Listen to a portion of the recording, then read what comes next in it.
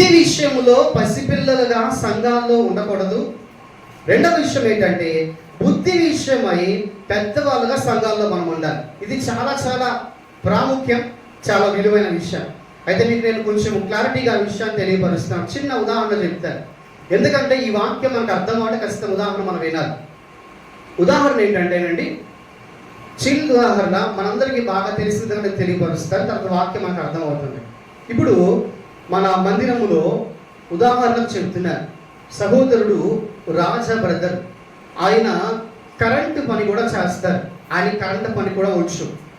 ఆయన నన్ను, మీరు బాగా అర్థం చేసుకోవాలి, నన్ను 2014 సంవత్సరంలో ఒక కరెంటు పని చేసేటువంటి వాళ్ళ దగ్గర నన్ను పెట్టాడు. పెట్టిన తర్వాత 1 సంవత్సరం అయిపోయింది, నేను అక్కడే పని చేస్తూ ఉన్నాను. సంవత్సరం తర్వాత ఆయన నన్ను చూడడానికి వచ్చాడు. వచ్చిన తర్వాత నేను ఎలా ఉన్నానంటే, ఆయన నన్ను చేర్పించినప్పుడు నేను హెల్పర్, నేను కొత్తగా పని నేర్చుకునేవాడిని, హెల్పర్గా ఉన్నాను. 1 సంవత్సరం తర్వాత వచ్చినప్పుడు కూడా నేను హెల్పర్గానే ఉన్నాను.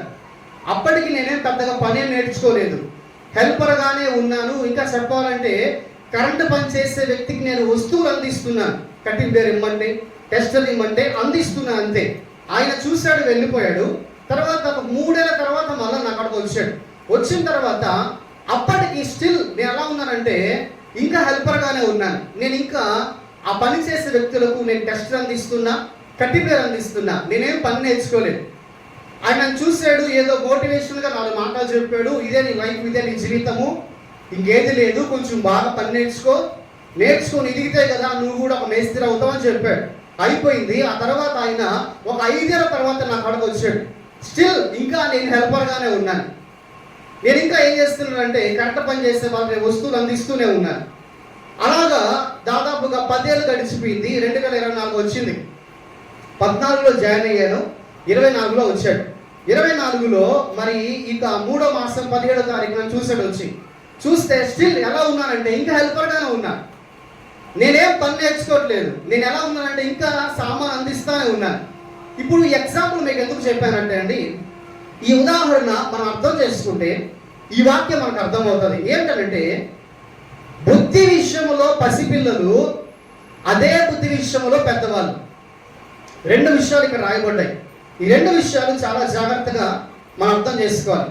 నేను ఎందుకు పని నేర్చుకోవట్లేదు, ఇది ఆలోచించారా?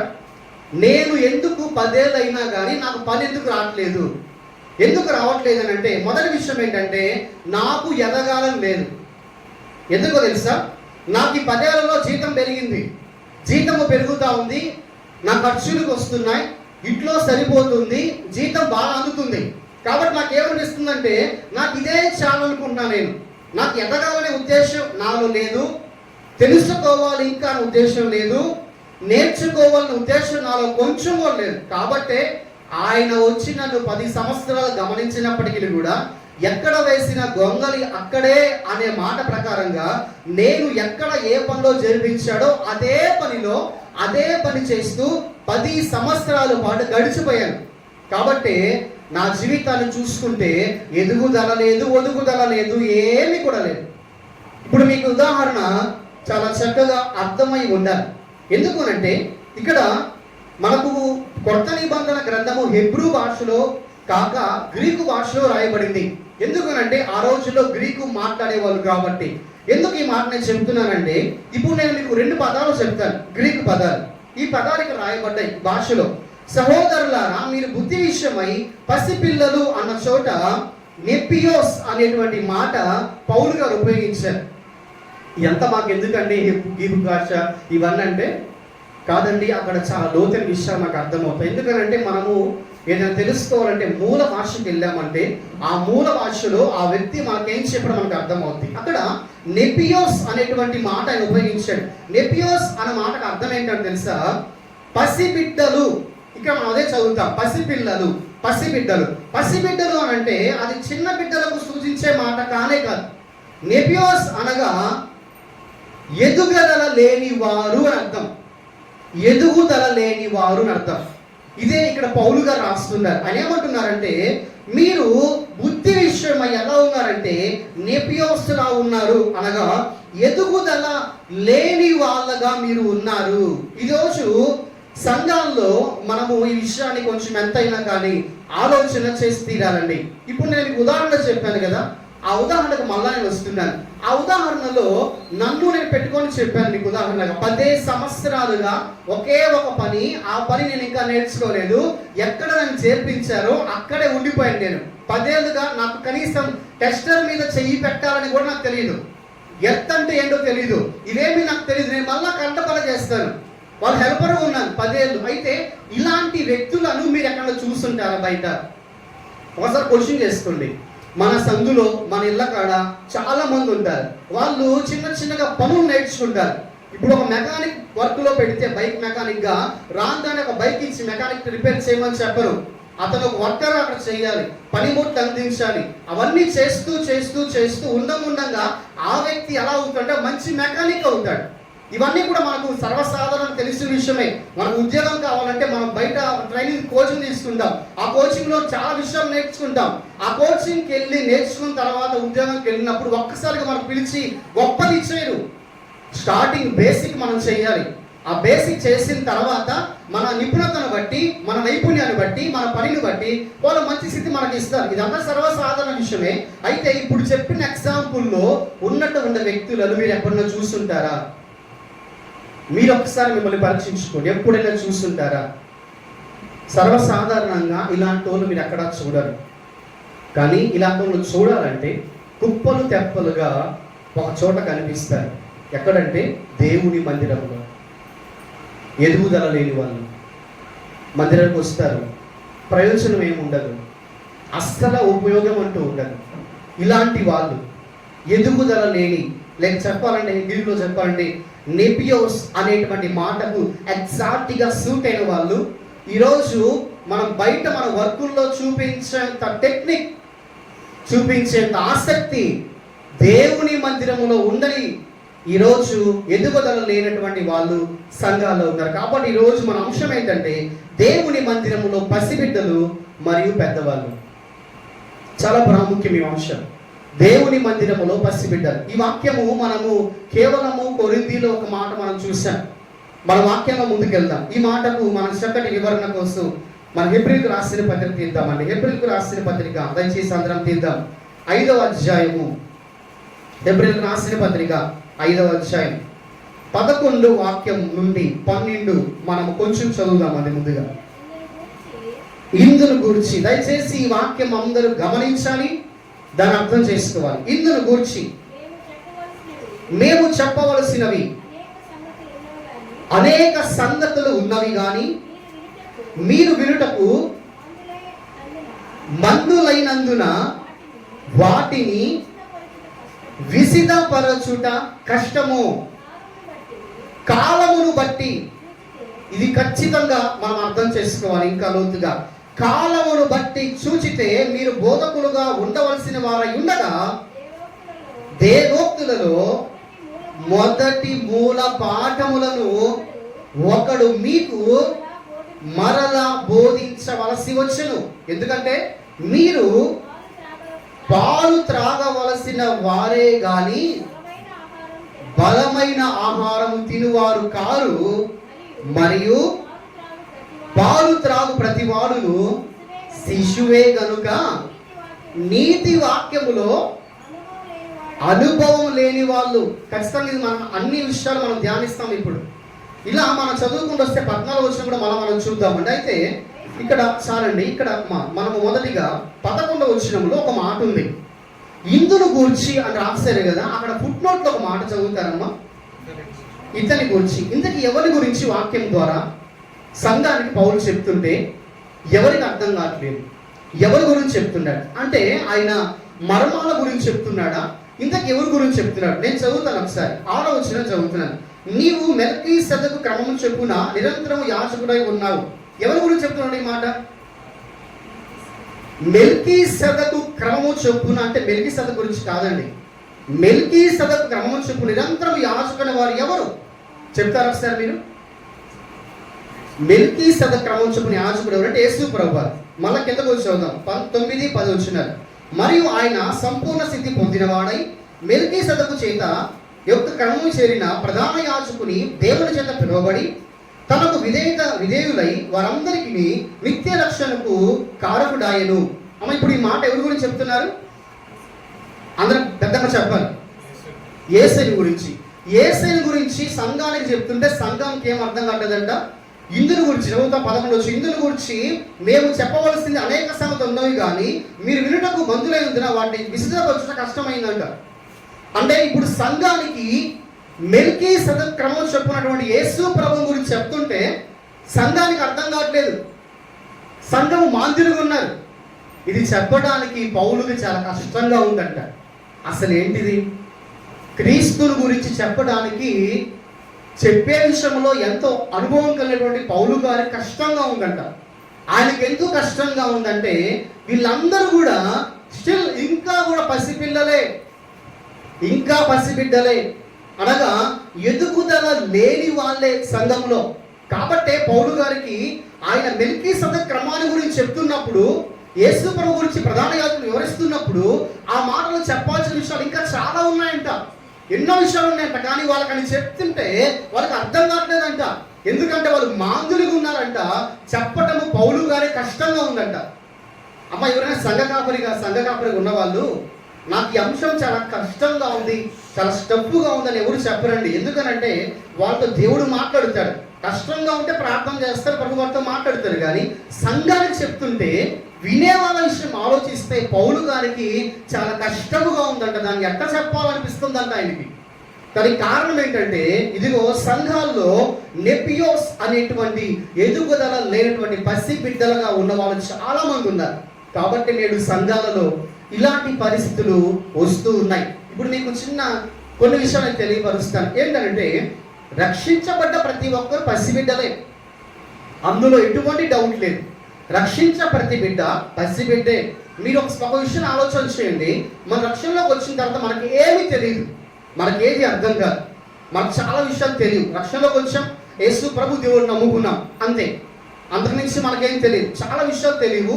వాక్యములో ఏది ఎలా ఉంటుందో, ఏది ఎలా చేయాలో, ఏది ఏంటో కూడా తెలియదు. అయితే ఇవన్నీ తెలియని విషయాలు చాలా ఉంటాయి. అయితే సంఘములో 10 ఏళ్ళు గడిచినా 20 ఏళ్ళు గడిచినా ఇక్కడ మనము 12 చూస్తాం. కాలము బట్టి చూస్తే మీరు బోధకులుగా ఉండాలి, కానీ ఈరోజు మీకు దేవోక్తుల మూల పాఠాలు అనగా బేసిక్స్ ఇప్పుడు మీరు మళ్ళా నేర్చుకుంటున్నారు పౌలు చెప్తున్నాడు.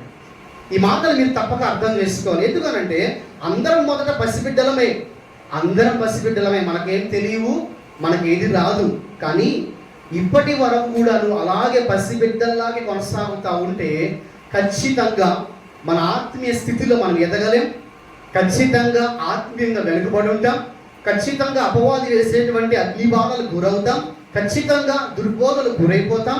మనకేది తెలియదు. కనీసం ఎవరైనా వచ్చి ఒక ప్రశ్న వేస్తే మనం దానికి జవాబు కూడా చెప్పలేం.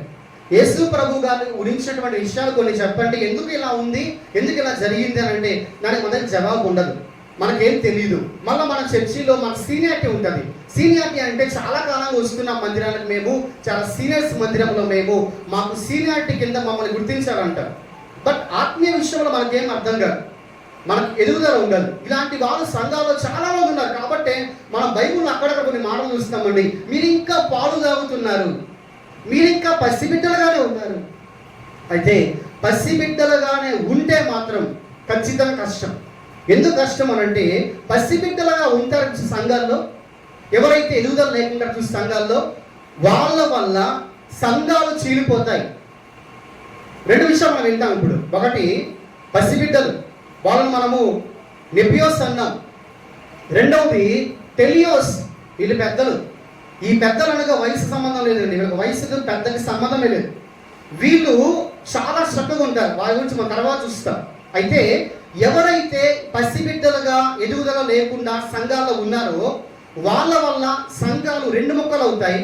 చెప్పాలంటే 3గా చేసుకుంటారు, 4గా చేసుకుంటారు. సంఘాల గొడవలు ఉంటాయి, సంఘాల ఐక్యత ఉండదు, ఒకరి మాట అంటే ఒకటి నచ్చదు, ఒకరంటే ఒకటి పడదు. వీళ్ళందరూ కూడా తెలుసా, వీళ్ళందరూ ఫ్రెష్గా ఇప్పుడే లోకములో ఉన్న పాప బుడగల నుంచి జస్ట్ అట్ట లోపల ఎంటర్ అయ్యారు అంతే, ఇంకా ఎదగల. కాబట్టి వీళ్ళ గురించి సంఘం ఆత్మతోడు ఏం చెప్తున్నాడంటే వీళ్ళు ఇంకా ఎదుగుదల లేని వాళ్ళు. ఈరోజు సంఘాల్లో ఎపియోస్ అనేటువంటి వాళ్ళ వల్ల అన్ని తంటలే, అన్ని ప్రాబ్లమ్సే. ఏ మాట పలికితే ఆ మాట వెతికి వెతికి వెతికి వెతికి వెతికి ఈ సబ్జెక్ట్ నా గురించి చెప్పాడు ఈ వార పాస్టర్ గారు అంటారు. ఎవరు వీళ్ళంటే వీళ్ళు ఇంకా ఆత్మీయంగా ఎదగని వాళ్ళు, ఆత్మీయ లోతు తెలియదు, దేవుణ్ణి ప్రతిబింబించలేని వాళ్ళు, ఇప్పుడే లోకం నుంచి బయటకు వచ్చిన వాళ్ళు. అయితే ఇలాంటి వాళ్ళు బాప్తీసాలు పొందిన తర్వాత ఏదో ఒక సంవత్సరం, మీకు ఇంత ఉదాహరణ చెప్పాను, ఆయన చూడడానికి వచ్చాడు 1 year, పెద్ద అందులో చేంజ్ లేదు. సరే 3 సంవత్సరాల వచ్చాడు, లేదు. కానీ కనీసం నాలో మార్పు రావాలి. ఈ మార్పు లేదు అని అంటే ఖచ్చితంగా లోకంలో కలిసిపోవడానికి చాలా ఆస్కారం ఖచ్చితంగా ఉంటుంది. ఈరోజు చాలా మందిలో ఉన్నటువంటి విషయం ఏంటంటే ఈ యొక్క స్థితిలో ఉన్న వారికి రకరకాల పరిస్థితులు వాటన్నిటి గుండా వాళ్ళు ముందుకు రాలేరు, ఏమీ చేయలేరు, వెనక్కే అడుగులు వేస్తుంటారు. కాబట్టి ఇలాంటి వారి వల్ల సంఘాల్లో దేవుడికి మహిమ కొంచెం కూడా ఉండదు. దేవుడి మహిమకు వారికి సంబంధం ఉండదు. వాళ్ళు చర్చికి వచ్చారంటే వచ్చారు, వెళ్ళిపోయారు, అయిపోయిందంటే అయిపోయింది. అన్ని ప్రార్థనలకు వస్తారు, అన్ని చేస్తారు, కానీ దేవునిలో ఎదుగుదల మాత్రం శూన్యం. మరి దీని గురించి ఈ పత్రికలో ఏమని వ్రాయబడింది? మన 12వ వాక్యాన్ని మళ్ళా చదువుదామండి. 11వ వాక్యం. ఇందుల గురించి మేము చెప్పవలసినవి అనేక సంగతులు ఉన్నవి, కానీ మీరు వినుటకు మందులైనందున వాటిని విశదపరచుట కష్టము.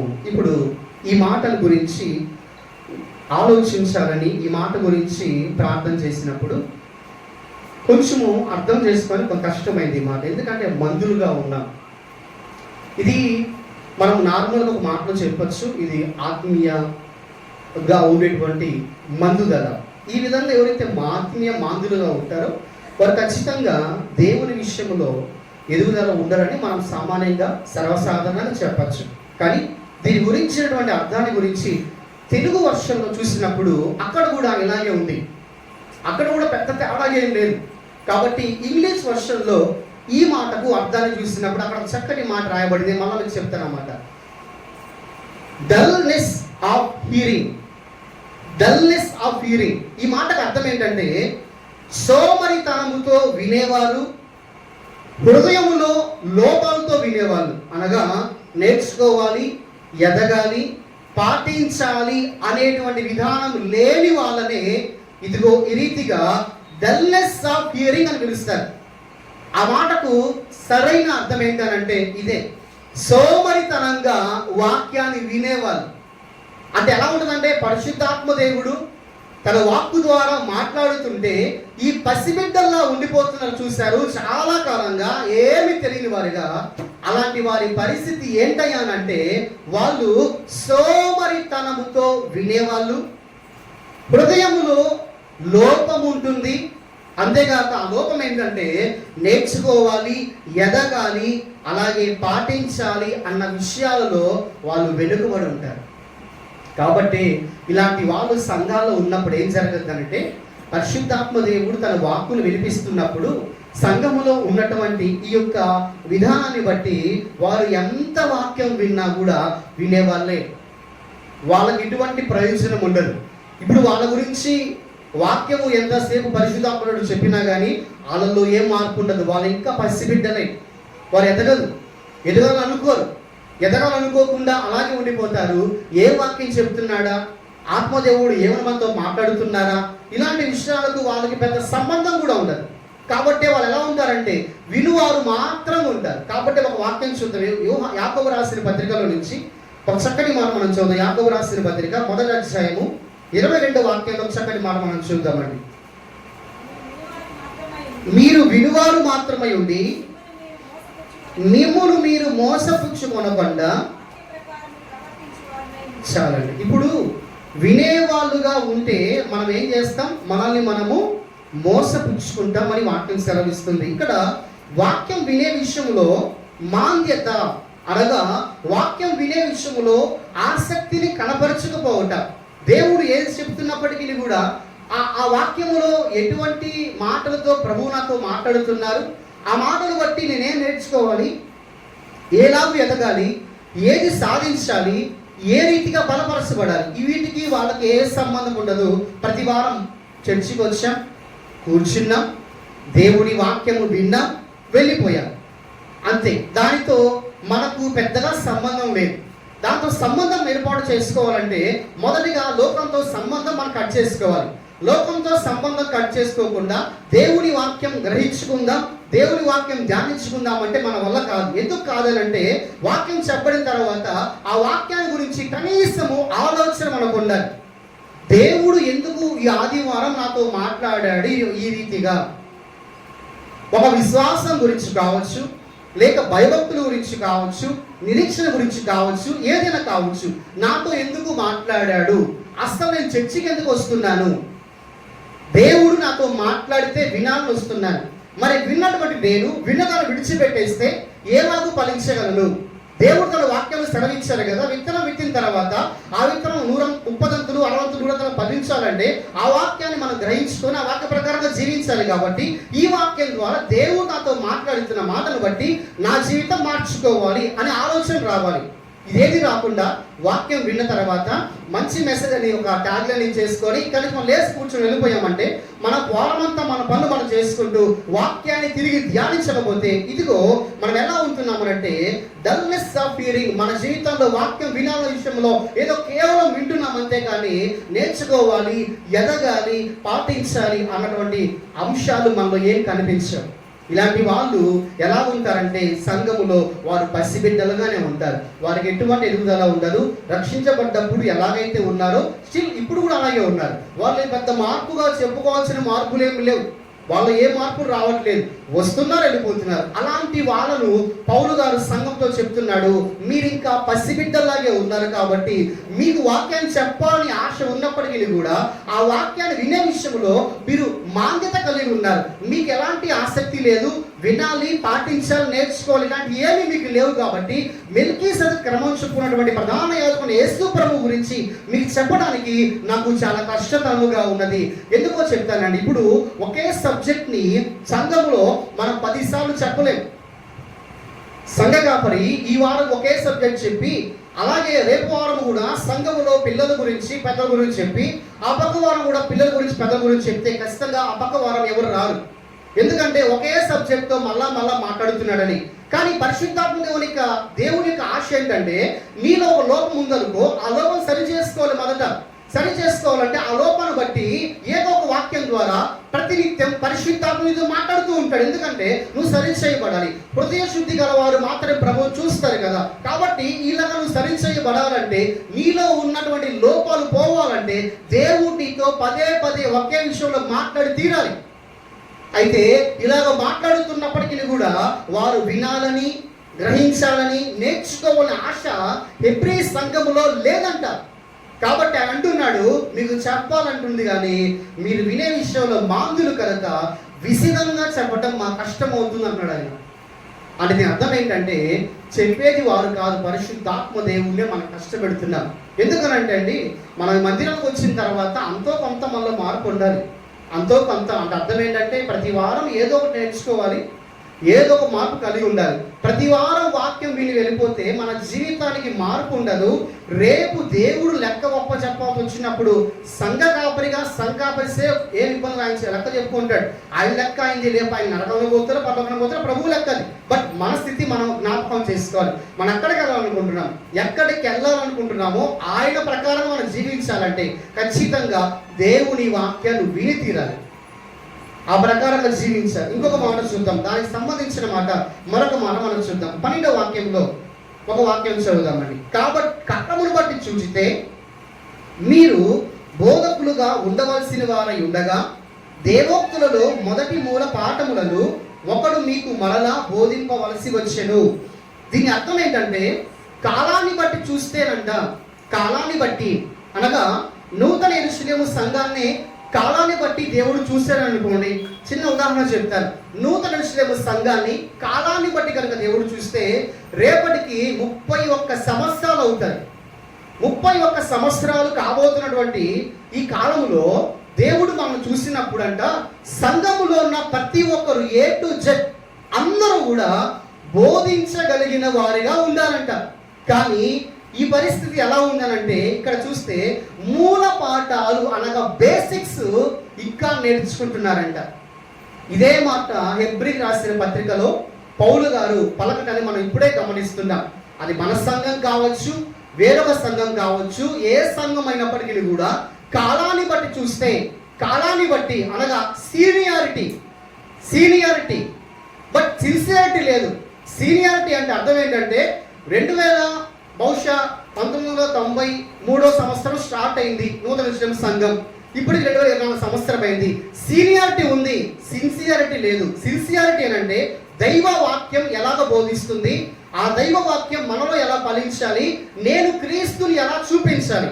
క్రీస్తుని చూపించగలిగితే సంఘములో ఉన్న 10 మంది ఉన్నా, 5 మంది ఉన్నా, 100 మంది ఉన్నా, 1000 మంది ఉన్నా అందరూ రగిలేటువంటి జ్వాలగా ఉంటారు. క్రీస్తుని చూపించకపోతే చల్లారిపోయిన దీపాలుగా ఉంటాం. దీపాలకి నూనె తక్కువగా ఉన్నట్టు వారుగా మనం ఉంటాం. అయితే ఎలా ఉండాలంటే సీనియారిటీ ముఖ్యం కాదు ఎప్పుడు కూడా. ఈ మాట నేను తరచూ చెప్తూ ఉంటాను. ఎందుకనంటే ఒక్కసారిగా ఒక వ్యక్తి వచ్చాడు, ఆయన పేరు అపోల్లో ఆ కొరింథీ సంఘాలకు వచ్చిన తర్వాత ఆయన చెప్పిన బోధ, ఆయన మాట్లాడిన మాట తీరు గురించి, ఆయన చేసినటువంటి ఆ సువార్తను బట్టి అక్కడ 3 విషయాలు వచ్చాయి. ఏంటంటే నేను పేతురు వాడిని, పౌలు వాడిని, అపోల్లో వాడిని. పేతురు చాలా సీనియర్ ప్రభుత్వం ఉన్నవాడు. పౌలు చాలా సీనియర్, చాలా సంఘాలు కట్టాడు. వారి తర్వాత వచ్చిన వాడు అపోల్లో. బట్ ఇక్కడ సీనియారిటీ ముఖ్యం కాదు, సిన్సియారిటీ ముఖ్యం. సిన్సియర్గా నువ్వు వస్తున్నావా మందిరానికి? సిన్సియర్గా వాక్యం వింటున్నావా? పరిశుద్ధాత్ముడు వాక్యం చెప్తుంటే ఎక్కడో ఆలోచిస్తున్నామా? లేకపోతే ఆత్మీయుడు వాక్యం చెప్తుంటే ఈ వాక్యం మనం తరచుగా వినే వాక్యమే కదా, ఈ వాక్యంలో నేర్చుకోవాల్సిన విషయాలు పెద్దగా లేవు కదా, అయినా చెప్పేవారే కానీ మనం విన్న విషయాన్ని ఎవరు చూస్తారు అనుకుంటున్నామా? లేదు. సీనియారిటీ దేవుడు పక్కన పెడతాడు రేపు. అది దేనికి పనికిరాదండి. సిన్సియారిటీ పనికి వస్తుంది. ఎందుకనంటే దేవుని వాక్య ప్రకారం మనం చూస్తే శాస్త్రుల పరిచయలు వారు మోషే పీఠం మీద కూర్చునేవారు. వారు చాలా సీనియర్స్, వాక్యం బోధించేవాళ్ళు. బట్ వాళ్ళు దేవుడు లేడు, దేవుడి వాక్యం నివసించట్లేదు. కాబట్టి ఇక్కడ సీనియారిటీ కాదు ముఖ్యం, సిన్సియారిటీ ముఖ్యం. రేపు దేవుడు చూసేది ఏంటంటే నువ్వు నూతనంగా వచ్చిన ఆత్మవా, కొత్తగా వచ్చిన ఆత్మవా, లేకపోతే చాలా పాత ఉన్న ఆత్మ చూడ ప్రభువా. ఏం చూస్తారంటే నీలో క్రీస్తు ఉన్నాడా లేడా. క్రీస్తు లేకపోతే వాడిని పక్కన పెట్టి చీకటిలో బంధించండి అంతే. అంత నుంచి అక్కడ ఎక్కువ మాటలు ఉండవు. అంటే మనం అనుకుంటాం నేను అక్కడికి వెళ్ళిన తర్వాత బాగా ప్రార్థన చేస్తాను, పాదంగా పడిపోయి ఏడుస్తాను. ఇంత డిస్కషన్ ఉండదు అక్కడ, ఇంత డిస్కషన్ ఉండదు. ఇప్పుడు మనం తీర్పు చూస్తాం, మన న్యాయవాదులు వాదిస్తూ ఉంటారు. ఒక కేసు వచ్చిందంటే సంవత్సరాల కొద్ది వాదించుకుంటూ ఉంటారు. అక్కడ అంత సీన్ ఉండదు, అంత టైం ఉండదు, అంత ప్రభు ఇవ్వరు. ఒకే ఒక మాట చక్కగా ప్రభు చెప్తారు, నీ గురించి నాకు తెలుసు అన్నప్పుడు మనం నరకానికా పరలోకానికా అంతే. అక్కడ డివైడ్ అయిపోతుంది. పరలోకానికి వెళ్ళేవారు పరలోకానికి వెళ్తారు, నరకానికి వెళ్ళేవారు వెళ్ళిపోతారు. అక్కడ ఎటువంటి డిస్కషన్ ఉండదు. ప్రభు నేను చాలా సీనియర్ ప్రభు, అయ్యా మా సంఘంలో నేను ఎక్కువ పాట పడతాను, ఇవన్నీ పనికిరావా తిన్నాను ప్రభు దగ్గర. ఒకటే వాడు ప్రభు చూస్తారు, నీలో క్రీస్తు ఉన్నాడా లేడా. కాబట్టి సంఘాల్లో ఇంకా పసిబిడ్డలు ఉన్నారు. చాలా సంఘాల్లో పసిబిడ్డలే. బహుశా ఉదాహరణ చెప్తాను, నేను సంఘానికి కట్టచ్చు, సంఘానికి వస్తువులు ఇవ్వచ్చు, సంఘాన్ని పడగొట్టి డబ్బులు లక్షలు దారబోయచ్చు. బట్ నేను ఇంక పసిబిడ్డగా ఉంటే రేపు నరకానికేగా. నేను ఇంక పసిబిడ్డగా ఉంటే పడిపోతాగా. నేను పెద్దవాళ్ళు అవ్వాలి, ఆత్మీయంగా ఎదగాలి. ఆత్మీయ నాలో లేకపోతే ఒకరోజు ఖచ్చితంగా నేను పడిపోతాను. కాబట్టి వాక్యం సెలవిస్తున్నమాట. నేను మళ్ళా చదువుతున్నాను. కాలం బట్టి మనం చూస్తేనంట మీరు బోధకులుగా ఉండవలసిన వారి ఉండగా దేవోక్తుల విషయంలో మొదటి మూల పాఠములను మీకు వేరే వారు బోధిస్తున్నారు. దీని అర్థం ఏంటి? దీని అర్థం ఏంటంటే బేసిక్స్ ఇంకా తెలియని క్రైస్తవులు, కనీసం మినిమం సెన్స్ ఎందులో వాక్యములో మినిమం సెన్స్, కనీసం వాక్యములో ఉన్నటువంటి మూల పాఠములు అనగా బేసిక్స్ కూడా తెలియని క్రైస్తవులు చాలా మంది ఉంటారు. మనం ఏం నేర్చుకుంటున్నాం మందిరానికి వచ్చి, మనం ఏం తెలుసుకుంటున్నాం మందిరానికి వచ్చి, ఇది మనం చాలా జాగ్రత్తగా ఆలోచన చేయాలి. చేంజ్ మన లైఫ్లో రావాలి. నువ్వు మందిరానికి వచ్చినప్పుడు దేవుడు నీతో మాట్లాడిన మాట బట్టి నువ్వేం నేర్చుకుంటున్నావు. ఇక్కడ మూల పాఠాలే ఇంకా తెలియవంట సంఘంలో. నిజానికి వాళ్ళ వయసుని బట్టి చూస్తేనంట, అనగా కాలాన్ని బట్టి చూస్తేనంట వారే ఇతరులకు బోధించే వారిగా ఉండాలంట. బట్ ఇప్పటికి స్టిల్ వాళ్ళు నేర్చుకుంటున్నారంట. అంటే వారికి గ్రహింపు లేదు, మూలవాక్య విషయంలో ఏ గ్రహింపు లేదు. కాబట్టి వారి స్థితి అలాగే ఉంది. మనకు తెలుసు ఒక సంఘం ఉంది, ఆ సంఘం పేరు బెరియా. బెరిగా అనే సంఘంలో పౌలు శీలల వాక్యం చెప్పిన తర్వాత ఆ లేఖనాలు అలా ఉన్నాయా లేవా అని చెప్పి వారు ఏం చేసేవాళ్ళు, లేఖనాలను పరిశోధన చేసేవాళ్ళు. ఎందుకు పరిశోధన చేసేవాళ్ళంటే వారు గ్రహించాలి కాబట్టి. ఈరోజు ఈ వాక్యం చెప్పినప్పుడు రెఫరెన్స్ మీకు చెప్తాం. రెఫరెన్స్ కొంతమంది రాసుకుంటారు. రాసుకున్న తర్వాత ఇంటికి వెళ్ళిన తర్వాత నీకు ఎప్పుడు టైం దొరుకుతుందో ఆ టైంలో ఖచ్చితంగా కంపల్సరీ ఆ వాక్యము ధ్యానించి తీరాలి. ఎందుకనంటే మనకు దొరికేది 1 అవర్లో 45 మినిట్స్ 50 నిమిషాలు వాక్యం ఉంటుంది.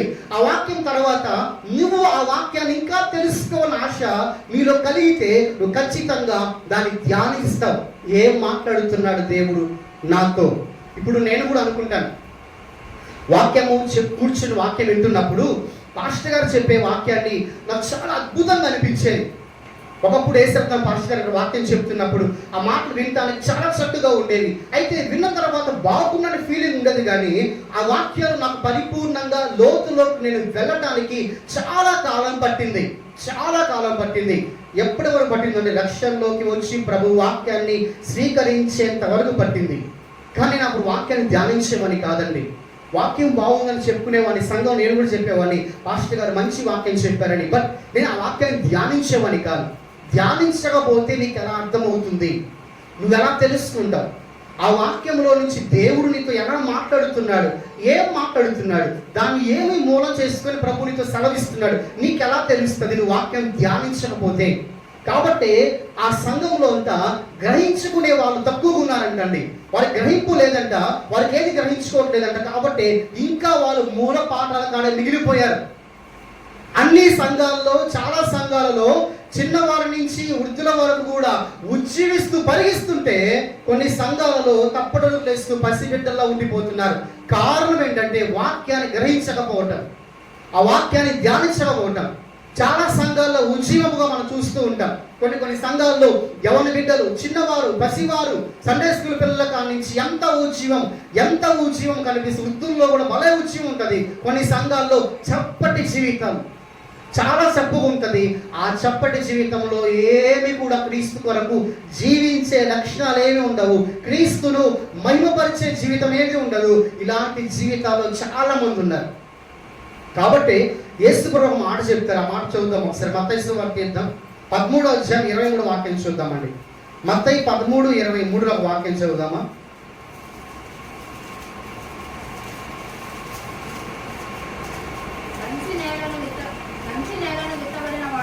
మంచి నేలను విత్తబడినవాడు వాక్యము విని గ్రహించువాడు అట్టివాడు సఫలులై 100 60 30 ఫలించును. ఎవరు ఫలిస్తారో తెలుసా అండి? వాక్యం విని గ్రహించేవాళ్ళు. గ్రహించడం లేకపోతే మనం ఎలా ఉంటామంటే తిరిగి మళ్ళా మూల పాఠాల కాడకే వస్తాం. తిరిగి మళ్ళీ బేసిక్సే మనం నేర్చుకుంటూ ఉంటాం. కానీ ఆత్మదేవుని యొక్క ఉద్దేశం ఏంటంటే ఆత్మీయంగా ఎదగాలని, ఆత్మీయంగా బలమైన స్థితికి రావాలని, నువ్వు 30 60 100 ఫలించాలని. 30 స్థానంలో ఇంకా నువ్వు ఉంటే నువ్వేమర్థం చేసుకోవాలంటే 60 ఎదగాలని. 60 స్థితిలో నువ్వు ఉన్నావంటే 100 ఎదగాలని. అంతేగాని నాకు 30 చాలండి ఈ జీవితానికి అనుకుంటే కుదరదు. మనకిచ్చే జీతం విషయంలో మనం పెరగాలని ఆశపడతాం. ప్రతి ఇయర్ మన ఆత్మీయ జీవితంలో కూడా అలాగే అనుకోవాలి. నేను ఈ సంవత్సరం 30 ఉన్నా, నెక్స్ట్ ఇయర్ రాబోతుంది 60 రావాలి. నేను ఆ 60 నుంచి 100 ఎదగాలి. నాలో ఈ వేరియేషన్ ఉండాలి. నాలో ఈ యొక్క స్టెప్ బై స్టెప్ నేను ప్రభువుని ఎదగాలి. ఇలాంటి ఆశ, ఇలాంటి గ్రహించాలనే విధానము ఎవరినైతే ఉంటుందో వాళ్ళు పసిబిడ్డలు కానే కాదు, వారు పెద్దవారుగా కనిపిస్తారు. కానీ ఇంకా కనుక సంఘములో మన పసిబిడ్డలుగానే ఉంటే వాక్యాన్ని మనం గ్రహించట్లేదు. కిందకు వచ్చి ఇంకొక మాట కూడా మనం చూద్దాం. 13వ వాక్య భాగం, హెబ్రీయులకు రాసిన పత్రిక 5:13. మరియు పాలు త్రాగు ప్రతివాడును శిశువే గనుక నీతి వాక్య విషయములో అనుభవము లేనివాడై ఉన్నాడు. చూడండి, ఈ వాక్యం మనం చూస్తూ ఉంటే ఎదుగుదల విషయాన్ని ఒక్కటితో పోలుస్తున్నారు. దేంతో అంటే వాక్యంతోనే. ఆత్మీయంగా పసిబిడ్డవా పెద్దవాడివా అన్న విషయాన్ని దేంతో పోలుస్తున్నారంటే కేవలం వాక్యంతోనే పోలుస్తున్నారు. ఏమంటున్నారంటే వాక్యంలో అక్కడ, నీతి వాక్య విషయంలో అనుభవము లేని వారు. సంఘాలలో ఇలాంటి వారు కూడా ఉంటారండి. వాక్య విషయంలో అనుభవము లేని వాళ్ళు. అనుభవం. ఇప్పుడు ఒక చిన్న ఉదాహరణ, మొదటగా చెప్పిన ఉదాహరణ చెప్తున్నాను. నేను 10 ఏళ్ళగా కరెంటు పని చేస్తున్నాను. ఈ 10 ఏళ్ళగా నాలో ఏదుదల లేదు. ఎలా హెల్పర్గా ఉన్నానో ఇప్పుడు స్టిల్ హెల్పర్గానే ఉన్నాను. అంటే దీని అర్థం ఏంటంటే నాకు అనుభవాన్ని తెచ్చుకోవాలి అన్న ఆలోచనలో లేదు. నేను అనుభవం తెచ్చుకోవాలి. ఈ 10 ఏళ్లలో నా అనుభవం ఎంత, నా అనుభవాన్ని బట్టి నేను చూస్తే చెప్పగలగాలి, వింటే చెప్పగలగాలి. ఏం చెప్పగలగాలంటే, ఇదిగో ఫ్యాన్ సౌండ్ వస్తుందండి అంటే, ఓ సౌండ్ వస్తుందా, నా అనుభవం చెప్తుంది. నా పని నేర్చుకునే విధానంగా నా అనుభవంలోకి వస్తాయి మాటలు. ఇక్కడ సత్యవాక్యము విషయంలో, దేవుని వాక్య విషయంలో అనుభవాలు ఉండవు, అనుభవమే ఉండదు. దేవుడు ఏ వాక్యం ద్వారా తీసుకున్నాడు, ఏ వాక్యాన్ని నాకు బోధిస్తున్నాడు, ఈరోజు ఈ వాక్యంలో నుంచి దేవుడు నాతో ఏం మాట్లాడుతున్నాడు, ఈ వాక్యాన్ని గురించి నేను బోధించాల్సి వచ్చినప్పుడు, నేను మాట్లాడాల్సి వచ్చినప్పుడు, ఒకవేళ ఎవరికైనా చెప్పాల్సి వచ్చినప్పుడు నీ అనుభవం ఏంటి? ఈరోజు చాలా మందిలో ఈ వాక్యాన్ని గురించిన అనుభవాలు వారికి తక్కువగా ఉంటాయి. వారు ఇంకా పసిబిడ్డలుగానే ఉంటారు. నీ వాక్యము విషయంలో నీ అనుభవం పెరగాలి. ఎలా ఉన్నావో అలాగే నువ్వు ఉండకూడదు. నీ ఆత్మీయ స్థితిలో నువ్వు ఖచ్చితంగా వర్ధిల్లుతూ ఉండాలి. కాబట్టి దేవుడు చెప్తున్నారు మాటలు, ప్రతి దాన్ని కూడా వాక్యంతో పోల్చారు. వాక్యం వినే విషయంలో అంట మనము మాందురిగా, అనగా సోమరితనము, అలాగే హృదయంలో లోపం పెట్టుకొని నేర్చుకోవాలి, ఎదగాలి, పాటించాలి అనేది లేకుండా ఉండటం ఒక తప్పైతే, రెండవది గ్రహించకపోవడం వాక్యం తప్పైతే, మూడవది వాక్య విషయంలో అనుభవాలు లేకుండా జీవించడం కూడా తప్పే. ఎక్కడ వేసిన గొంగలి అక్కడే అంటే అర్థం ఏంటంటే, ఇదిగో ఈ యొక్క పసిబిడ్డల వలె. మొదట ప్రభువులోకి వచ్చినప్పుడు నువ్వు పసిబిడ్డే, ఇప్పుడు కూడా పసిబిడ్డేనా? నీకు దేవుడి వాక్యం ఇంకా కూడా అర్థం కావట్లేదా? దేవుడి వాక్యం ఇంకా కూడా గ్రహించలేకున్నావా? దేవుని వాక్యం వినాలంటే అంత ఆసక్తి లేదా? ఒకసారి నీ జీవితాన్ని నువ్వు పరిశీలన చేసుకొని ప్రభు పాదాల కాడ చేరు, ప్రభు దగ్గర మోకాలు వేయి, ప్రార్థన చేయి. దేవా, నాకు వాక్యం అర్థం కావట్లేదు. ప్రభువా, ఆత్మదేవా మీరు చెబుతున్నప్పుడు ఆ వాక్యం గ్రహించుకోలేకపోతున్నారు. ఆ వాక్య ప్రకారం జీవించాలని ఆశ ఉంది, కానీ జీవించలేకపోతున్నానయ్యా. నన్ను, నాలో ఉన్న లోపాలను సరిచేయి ప్రభువా. వాక్యం వినే విషయంలో నేను మాంద్యుడిగా, అలాగే ఒకవేళ సోమరితనంతో నేను ఉండకుండా ప్రభువా నన్ను సరిచేయి అని మనం ప్రభువుని అడుగుదాం, ప్రార్థన చేద్దాం. ఖచ్చితంగా మన జీవితాన్ని మనం మార్చుకోకపోతే, ఆత్మీయంగా నువ్వు వెతకపోతే, ఖచ్చితంగా ఒక దినాన దేవుడిని ప్రశ్నించినప్పుడు నువ్వు లెక్క ఒప్పజెప్పవలసిన వారిగా మనం ఉన్నాం. కాబట్టి కిందకు వచ్చి ఇంకొక మాట కూడా చూద్దాం. ఈ యొక్క ఎవరైతే ఆత్మీయంగా పసిబిడ్డలుగా ఉంటారో 14వ వాక్యం చదువుదాం. వయసు వచ్చిన వారు అభ్యాసము చేత మేలు కీడులను వివేచించుటకు సాధకము చేయబడిన జ్ఞానేంద్రియములు కలిగి ఉన్నారు. చాలండి. ఇక్కడ చివరిగా మనం 4వ మాట మనం చూస్తాం. ఏం చూస్తామంటే అక్కడ వయసు వచ్చిన వారు అనగా ఫుట్నోట్లో ఉంటుందండి, పరిపూర్ణులు. ఇది మన సెకండ్ చూస్తాం. ఎవరంటే వీరు పెద్దవారు, వీళ్ళు పరిపూర్ణులు, అన్నింటిలో కూడా ఎదిగిన వారు. అయితే వయసు వచ్చిన వారు అభ్యాసము చేత మేలు కీడులను వివేచించుటకు జ్ఞానేంద్రియములు కలిగిన వారు. దీని అర్థం ఏంటంటే, ఇంకా ఎవరైతే పసిబిడ్డలుగా ఉన్నారో వారికి మేలు తెలియదు, కీడు తెలియదు. వాటి రెండింటిని కూడా వివేచించే జ్ఞానం వాళ్ళకు ఉండదండి. ఇదే చాలా ప్రాముఖ్యమైన విషయం. అంటే అర్థం ఏంటంటే, మేలేంది, కీడేంటి, ఈ రెండు విషయాలలో వివేచించేంత జ్ఞానం పసిబిడ్డల్లో ఉండదు. అది కేవలం పెద్దవారికి మాత్రమే ఉంటుంది. అయితే ఈ విధంగా ఎవరైతే ఇంకా పసిబిడ్డలుగా ఉంటారో వాళ్ళను గురించి, మేలు కీడు గ్రహించలేని జ్ఞానము లేని వారి గురించి సంఘంలో అనగా సువార్తలలో, పత్రికలలో చాలా విషయాలు మనకు కనిపిస్తాయి. అయితే మనం కొన్ని విషయాలు మనం అర్థం చేసుకుంటూ ముందుకెళ్దాం. ఇవి చాలా చాలా ప్రాముఖ్యమైన విషయం. ఎందుకో నేను చెప్తానండి. ఇప్పుడు సంఘములో ఏది మేలుకరమైంది, సంఘములో ఏది చేస్తే మేలు, ఏది చేస్తే కీడు, ఈ రెండు విషయాలు తెలియకపోతే సంఘం ఏమవుతుందంటే సంఘము చిన్న భిన్నమవుతుంది. సంఘములో 2-3 వర్గాలు అవుతారు. ఎందుకో చెప్తాను. ఇప్పుడు సంఘ పెద్దలు ఉంటారు.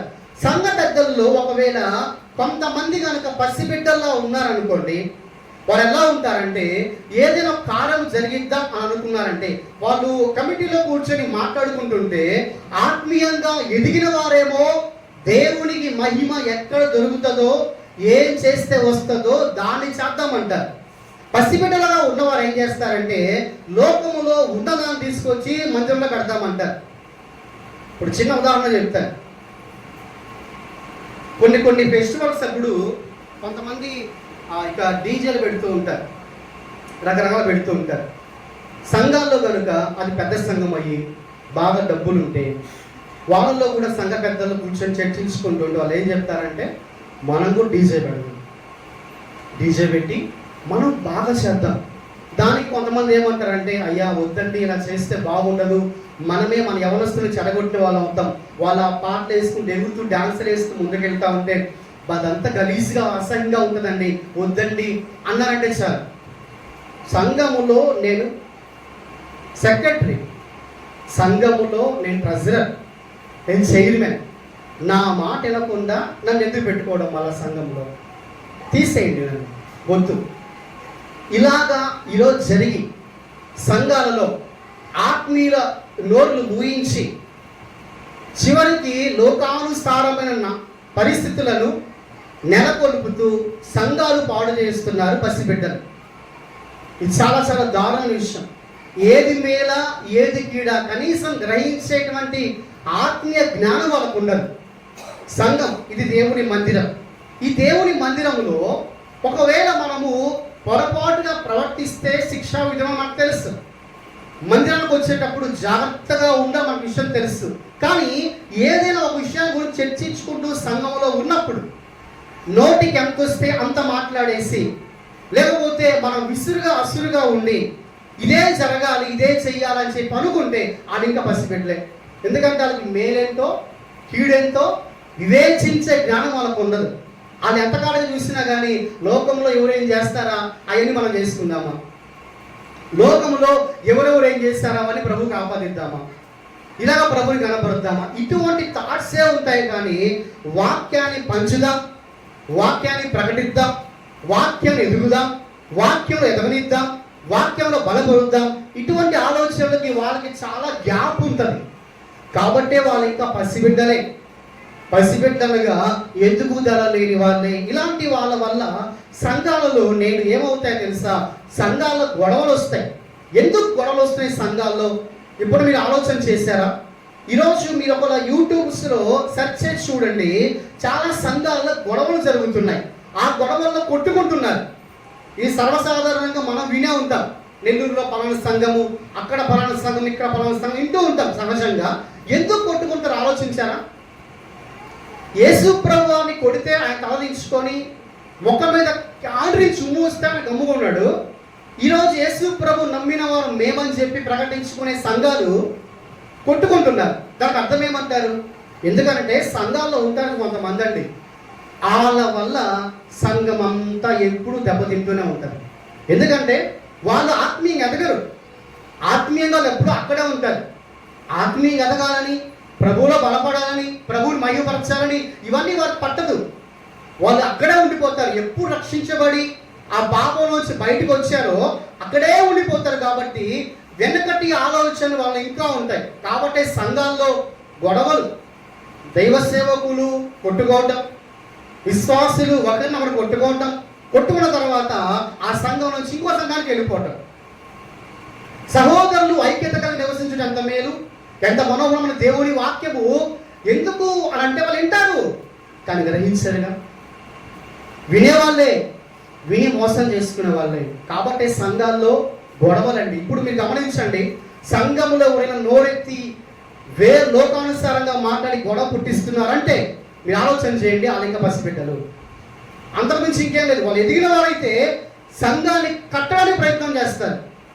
ఒక విశ్వాసిని పోగొట్టుకోకుండా రక్షించే ప్రయత్నం చేస్తారు. కానీ ఎవరైతే ఇలాంటి స్థితిలో ఉంటారో వారికి ఇలాంటి స్థితిలోనే గొడవలు పెట్టుకోవాలి, సంఘాన్ని డివైడ్ చేసుకోవాలి, గుంపులుగా మార్చబడిపోవాలి. ఈరోజు అందుకనే చాలా సంఘాలు చూడండి, ఒక సంఘం ఉంటుంది, ఆ సంఘంలో చీలి ఎక్కడికో వెళ్ళిపోతాయి సంఘాలు. కారణం ఏంటంటే ఇప్పటి వరకు వారు ఎదుగుదల లేని బిడ్డలుగానే ప్రభువునికి మహిమ అనే బిడ్డలుగా మిగిలిపోతున్నారు కనుక వాళ్ళకి మేలేంటో కీడేంటో ఆ వివేకమే ఉండదు వారిలో.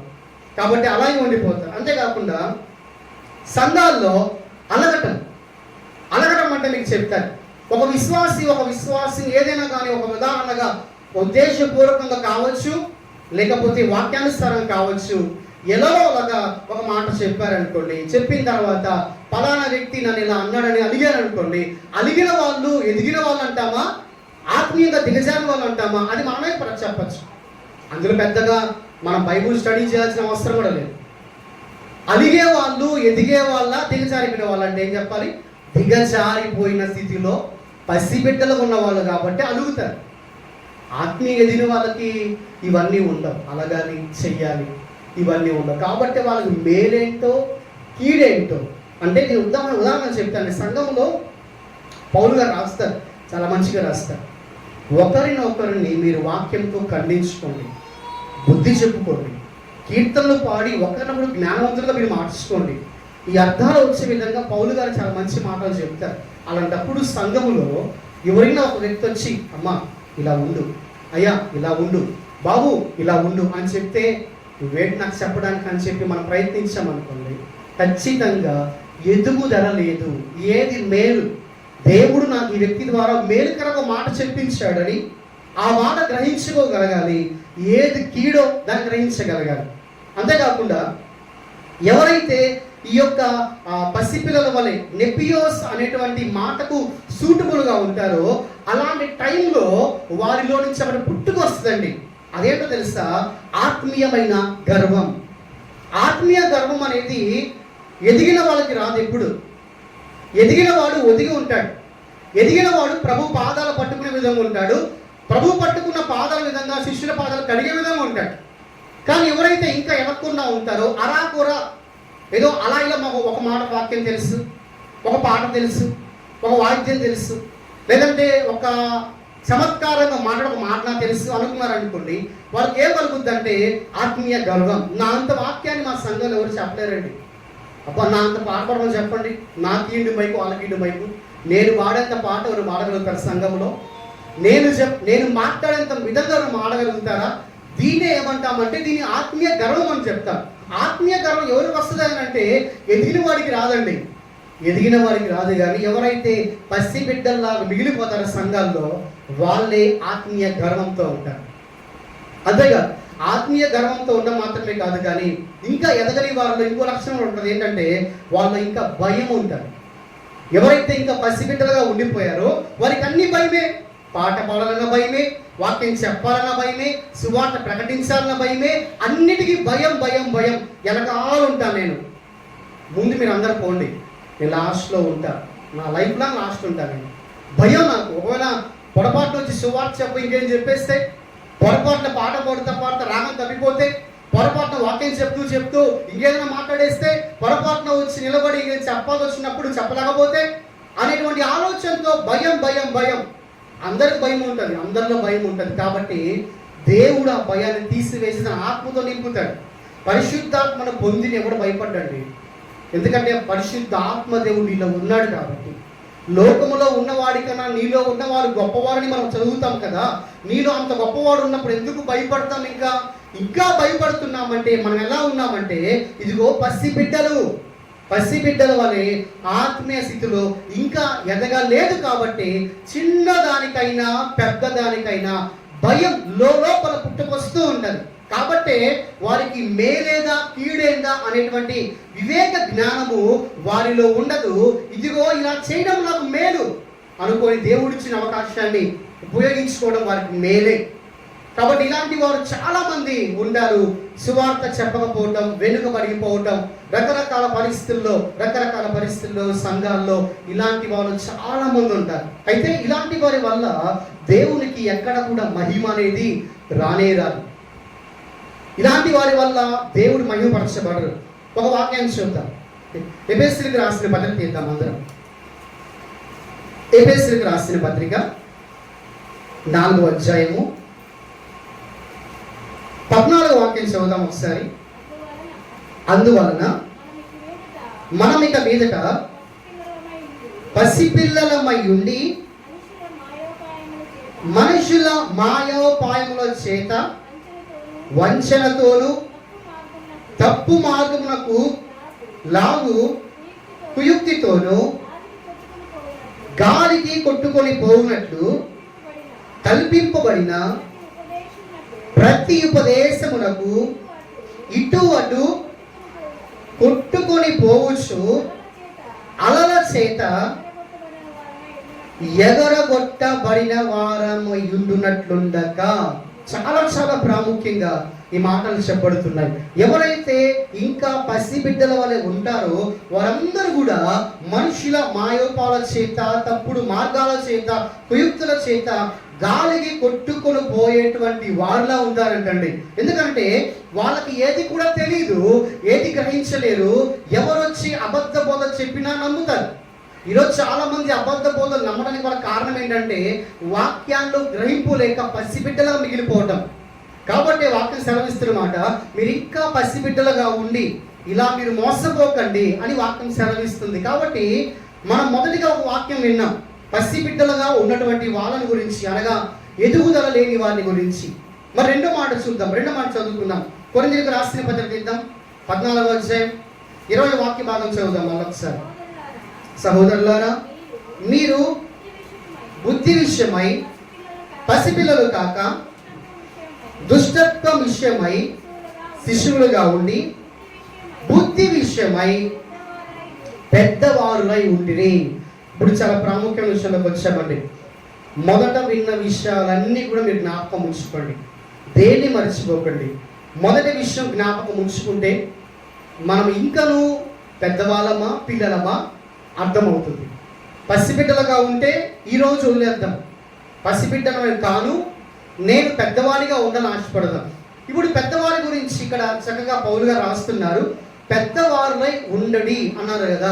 అక్కడ రాసినటువంటి గ్రీకు పదాన్ని నేను చెప్తాను. అక్కడ టెలియోస్ అని రాశాడు. టెలియోస్ అనగా పెద్దవారు, దానికి మంచి అర్థం ఏంటంటే పరిపక్వము చెందినవారు అని అర్థం. పరిపక్వము చెందినవారు అనగా మన బైబిల్లో చూసుకుంటే సంపూర్ణులు, అలాగే హెబ్రీ మరి 4వ అధ్యాయంలో మనం చూసిన మాట ప్రకారం, 5వ అధ్యాయంలో చూసిన 14వ వచనం ప్రకారంగా సంపూర్ణులు, పరిపూర్ణులు ఇలా మనం మాట్లాడతాం కదా, ఆ మాటకు అర్థం ఇదే. కాబట్టి రెండో మాట మనం వస్తున్నామండి. ఎవరైతే సంఘాలలో ఎదుగుతారో, ఎదిగి పెద్దవారిగా ఉంటారో వారందరూ కూడా పరిపక్వము చెందినవారు. ఇప్పుడు ఒక్కసారిగా నేను కొన్ని విషయాలు చెప్పి లోతుగా వాక్యంలోకి వెళ్తాను. పరిపక్వముగా చెందిన వారు ఎవరైతే సంఘాల్లో ఉంటారో వారు వాక్యం వినే విషయంలో మాందులుగా ఉండరు. వారు వాక్యం గ్రహించే విషయంలో ఆలస్యం చేయరు, గ్రహిస్తారు. వారు వాక్యం విషయంలో అనుభవంతో ఉంటారు. వారు అలగరు, గొడవ పెట్టుకోరు, ఆత్మీయ గర్వంతో ఉండరు, సర్దుకొని పోతారు, భయపడరు, సువార్త చెప్తారు, వెనుకన ఉండరు. ఇవన్నీ కూడా ఎదిగిన వాళ్ళు కనిపిస్తాయి.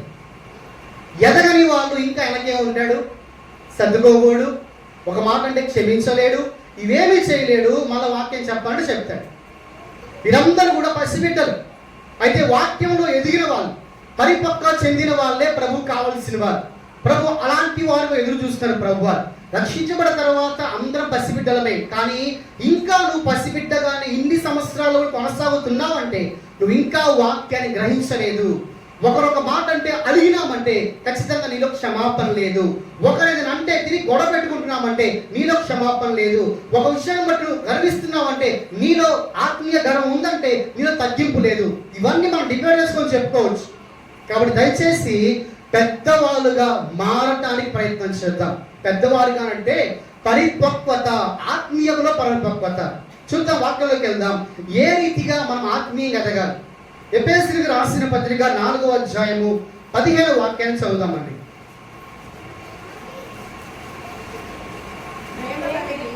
ప్రేమ కలిగి సత్యము చెప్పుచు క్రీస్తు వలె ఉండుటకు మనం అన్ని విషయములలో ఎదుగుదాము. ఇప్పుడు ఎదగాలి అని అంటే మనలో ఒకటి ఉండాలంట. అదేంటో తెలుసా? ప్రేమ కలిగి సత్యాన్నే చెప్పుచు క్రీస్తు వలె ఉండుటకు మనం అన్ని విషయాలు ఎదగాలి. ఒకటి కాదు, రెండు కాదండి, అన్ని విషయాల్లో నువ్వు ఎదగాలి. అన్ని విషయాలంటే ఏంటంటే ఒకటి కాదు అంటే మనం ఒక చిన్న దాని వాక్యం గురించి మాత్రమే కాదు, నీ మాట గురించి, ఇతరుల పట్ల చూపించే ప్రేమను గురించి కావచ్చు, యేసయ్య లోకంలో ఎలా జీవించి ఏది నీకు నేర్పించి వెళ్ళాడో, ఏది తన వాక్కు ద్వారా తెలియపరిచాడో ఆ అన్ని విషయాల్లో నువ్వు ఎదగాలి. దేవుని ఉద్దేశం ఇదే. అంటే నువ్వు సంఘానికి రా, రక్షించబడ్డావు, పాత జీవితంలో నువ్వు మంచి కోపిష్టి, నువ్వు ఒక రౌడీతనంగా బిహేవ్ చేసి ఉండవచ్చు, లేదా పాత జీవితంలో అసలు నీకు దేవుడు అంటే నచ్చకపోవచ్చు, పాత జీవితంలో నీకు బోధులు రావచ్చు, పాత జీవితం అసలు బైబిల్ను పక్కన పెట్టేసి ఉండొచ్చు. బట్ ఇక్కడ వచ్చిన తర్వాత నువ్వు ఏం చేయాలంటే అన్ని విషయాల్లో నువ్వు ఎదగాలి. నువ్వు అన్ని విషయాలు ఎదగకపోయావంటే ఖచ్చితంగా నువ్వు ఇంకా ఎదుగుదల లేని పసిబిడ్డగానే ఉండిపోతున్నావేమో. ఒకసారి నిన్ను నువ్వు పరీక్షించుకో. పెద్దవాడిగా నువ్వు లేకపోతే, సంఘంలో ఎదుగుదల లేకపోతే రేపు నువ్వు ఎలా ఫలిస్తావు? ఫలించని ప్రతి తీగ తీయబడి నరకంలో పడివేయబడుతుంది కదా. దీని అర్థం ఏంటంటే పసిబిడ్డలుగా ఉన్నవాడు పసిబిడ్డగానే ఉంటే వాడు ఆత్మీయ జీవితం ఎదగలేడు, మోసపోతాడు, పీడితుల చేత మోసగించబడుతున్న వాక్యం సెలవిస్తుంది. ఖచ్చితంగా అపవాది వేసి అగ్నిబాణాలు ఆర్పలేడు, అంత ప్రార్థనకు ఉండదు, ప్రార్థన చేయలేడు, స్తుతించలేడు, ఆరాధించలేడు, ఉపవాసం ఉండలేడు, ఏమీ చేయలేడు. ఎందుకంటే ఎదగలేదు కాబట్టి. ఎదిగిన వాళ్ళు అన్నీ ఉంటాయండి. కాబట్టి అన్నిట్లో ఎదగాలి. ప్రాముఖ్యంగా క్రీస్తు వలె ఎదగాలి. క్రీస్తు వలె యేసు ప్రభువు తమ తల్లిదండ్రుల దగ్గర నుంచి ఎలా ఎదుగుతూ వచ్చాడో, ఈ లోకంలో ఉన్నప్పుడు తండ్రి ఎదుట ఎలా ఎదిగినాడో, అలాగే నువ్వు నేను మన అందరం కూడా క్రీస్తు వలె ఎదగాలి. నువ్వు యేసు ప్రభుని చూపించాలి. యేసు ప్రభుని మనం ఎలా చూపిస్తామంటే నీ క్రియ ద్వారా చూపిస్తావు, నీ మాట బట్టి చూపిస్తావు, నీ నడవడిక బట్టి చూపిస్తావు. నిన్ను చూస్తే యేసే జ్ఞాపకం రావాలి. ఇప్పుడు కొంతమంది చెప్తూ ఉంటారు, ఈ లోకంలో బాగా ప్రేమించి ఎవరికైనా 10 రూపాయలు దానం చేస్తున్నారు అనుకోండి, అది స్త్రీ అనుకోండి, పురుషుడు అనుకోండి, కొంతమంది ఏం చెప్తామంటే ఈమె మదర్ తెరీసా లాగా చేస్తుంది అంటారు. మదర్ తెరీసా ఫాలో అయింది కూడా యేసు ప్రభు వారిని. సువార్త పరినిమిత్తమే ఈ లోకానికి వచ్చింది, పరిచయం చేసింది, క్రీస్తుని ప్రపంచానికి పరిచయం చేసింది. అయితే ఆమె మన భారతదేశానికి వచ్చిన తర్వాత నడవడికను బట్టి ఆమెను ఎంతో మంది ప్రేమిస్తున్నారు. క్రైస్తవులు ప్రేమిస్తున్నారు, ముస్లిమ్స్ ప్రేమిస్తున్నారు, హిందువులు ప్రేమిస్తున్నారు, సిక్కులు ప్రేమిస్తున్నారు. ప్రతి ఒక్కరు మదర్ తెరీసాను ప్రేమిస్తారు. ఎందుకో తెలుసా? ఆమె క్రైస్తవురాలు కాబట్టి. ఈరోజు నువ్వు అందరిని ప్రేమించాలి. అది ఏ మతానికి చెందినవాడైనా, ఏ కులానికి చెందినవాడైనా, దేనికి చెందినవాడైనా నువ్వు ప్రేమించు. వారికాడ ప్రేమను పొందగలగాలి. మదర్ తెరీసా చేసింది అదే. కాబట్టి మదర్ తెరీసా ఈరోజు అంత గొప్పగా అందరూ ఎందుకు ప్రేమిస్తున్నారంటే ఆమె క్రీస్తుని చూపించింది, క్రీస్తులో ఎదిగింది. మరి నీ పరిస్థితి క్రీస్తులో నువ్వు ఎదగాలి, నువ్వు క్రీస్తును చూపించాలి. నువ్వు ఎలా ఉండాలంటే నువ్వు యేసు ప్రభు బిడ్డ అంటే యేసు ప్రభు పోలిక నీలో ఉండాలి, యేసు ప్రభు మాట నీలో ఉండాలి, యేసు ప్రభులో ఉన్న ప్రతి లక్షణం నీలో ఉండాలి. అప్పుడే నువ్వు యేసు ప్రభు బిడ్డ అవుతావు. మనం అంటూ ఉంటాం, వీడిని నా కడుపులో చెడబుట్టాడు అంటాం. ఎందుకంటామో తెలుసా? వాడే తండ్రి మంచోడై ఉంటాడు, బిడ్డ వచ్చి చెడ్డ పనులు చేసేవాడే ఉంటాడు, బిడ్డ రకరకాల చెడ్డ మాటలు మాట్లాడుతుంటాడు, తండ్రి చాలా మంచి మాట మాట్లాడతాడు. కాబట్టి చెడబుట్టేవారు అని చెప్పి చాలా మంది అంటుంటారు, అంత మంచి వాళ్ళకి ఇది పుట్టాడని అంటారు. చివరికి తల్లిదండ్రులే కొనసారి అంటారు, మా కడుపును నన్ను వెట్టబుట్టావరా అంటారు. చాలా బాధ ఉంది ఆ బిడ్డకి ఆ మాట. వాస్తవానికి ఇదే మాట ప్రభు చెప్పుకున్న మమ్మల్ని అంటే, నా రక్షణ నువ్వేం చేస్తున్నావు అంటే, చాలామంది అంట ఇప్పటికి కూడా పసిబిడ్డలుగా ఉన్నవారు దేవుని మనిషి కుమారుడు యేసు ప్రభు తన పాదాలతో తొక్కి ఇప్పటికీ వారు సిలువ వేస్తున్నారంట. ఎందుకు వేస్తున్నారు? ఆత్మీయంగా ఎదగలేదు ఇంకా వాళ్ళు. యేసు ప్రభు గురించి ఇంకా తెలుసుకోలేదు వాళ్ళు. ఇంకా ఏదో ఉన్నామంటే జీవించామన్న వారు ప్రతి ఒక్కరు కూడా ప్రభుని సిలువేసేవారే. కాబట్టి మీరు చూడండి, చర్చిలో బాగుంటాగా, ఇంట్లోకి వెళ్తే తెలుస్తుంది అసలు విషయం. భర్త ప్రార్థన పడు చర్చిలో, ఇంట్లో భార్య ప్రార్థన పరువు చర్చిలో, ఇంట్లో ఆ క్రియలు ఎక్కడ? పిల్లలు ఇంట్లో చర్చిలో మంచి ప్రేయర్ ఫుల్, మరి ఇంట్లో, మరి కాలేజీలో, మరి బయట.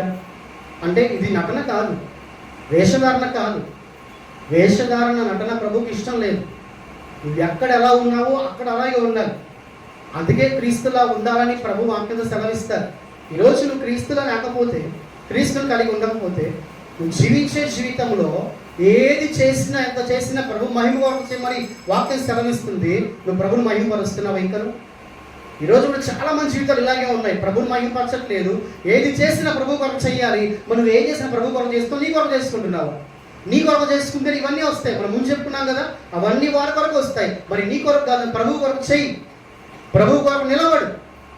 చాలా మందిలో రెండో లక్షణ కుమారుడు ఏంటంటే ఎదగాలి ఉంటుంది. ఎక్కడ వెళ్తాం తెలుసా? మనం అందరికీ బాగా ఇష్టం అండి. ఒక మాట చెప్తాను, ఆ మాట అందరికీ భలే భలే ఇష్టం. దాని కొరకు వాళ్ళు ఏ భలే చేస్తారు. ఏంటో తెలుసా? అది కృప. కృప నా మీద కుమ్మరించు ప్రవ్వా. కృపలో ఎదగాలనుకుంటారు. కృపలో ఎదుగుదల అంటే కృప నా మీద విస్తరించిపోవాలి, బాగా కృప వచ్చారు నా మీదకి అనుకుంటారు. కానీ కృపలో ఎలా ఎదగాలని ఆశపడుతున్నావో అలాగే దేవుని జ్ఞానములో కూడా ఎదగాలి. వాక్యం చూద్దాం ఒకసారి. పేతురు రాసిన 2వ పత్రిక 3వ అధ్యాయము 18వ వాక్యం చూద్దామండి. 3వ అధ్యాయం 18వ వాక్యం. మన ప్రభువును రక్షకుడైన యేసుక్రీస్తు అనుగ్రహించు కృపయందును జ్ఞానమందును అభివృద్ధి పొందుడి. ఇది చాలా చాలా విలువైనటువంటి మాట. అనగా నువ్వు కృపలో ఎదగాలని ఆశపడుతున్నావు, కానీ అలాగే జ్ఞానములో కూడా ఎదగాలి. ఎప్పుడైతే వాక్య జ్ఞానం మనకు ఉంటుందో తద్వారా మన అన్ని విషయాల్లో కూడా ప్రభు నిమిత్తం ఎదిగిన వారుగా మనం ఉంటాం. ఎవరైతే వాక్యాల్లో ఎదగాలనుకుంటారో వాళ్ళ లక్షణం ఉంటుందండి. అది మనం చదువుకున్నాం, నేను మళ్ళా చదువుతాను అన్నమాట. హెబ్రీయులకు రాసిన పత్రిక తీద్దాం ఒకసారి. హెబ్రీయులకు రాసిన పత్రిక 5వ అధ్యాయం 14వ వాక్యంలో చక్కని మాట మళ్ళా చదువుదాం ఒకసారి. వయసు వచ్చిన వారు అనగా పరిపూర్ణులు. అమ్మ చదువుతారు. పరిపూర్ణులు అభ్యాసము చేత, చదువుతారమ్మా, అభ్యాసము చేత నేను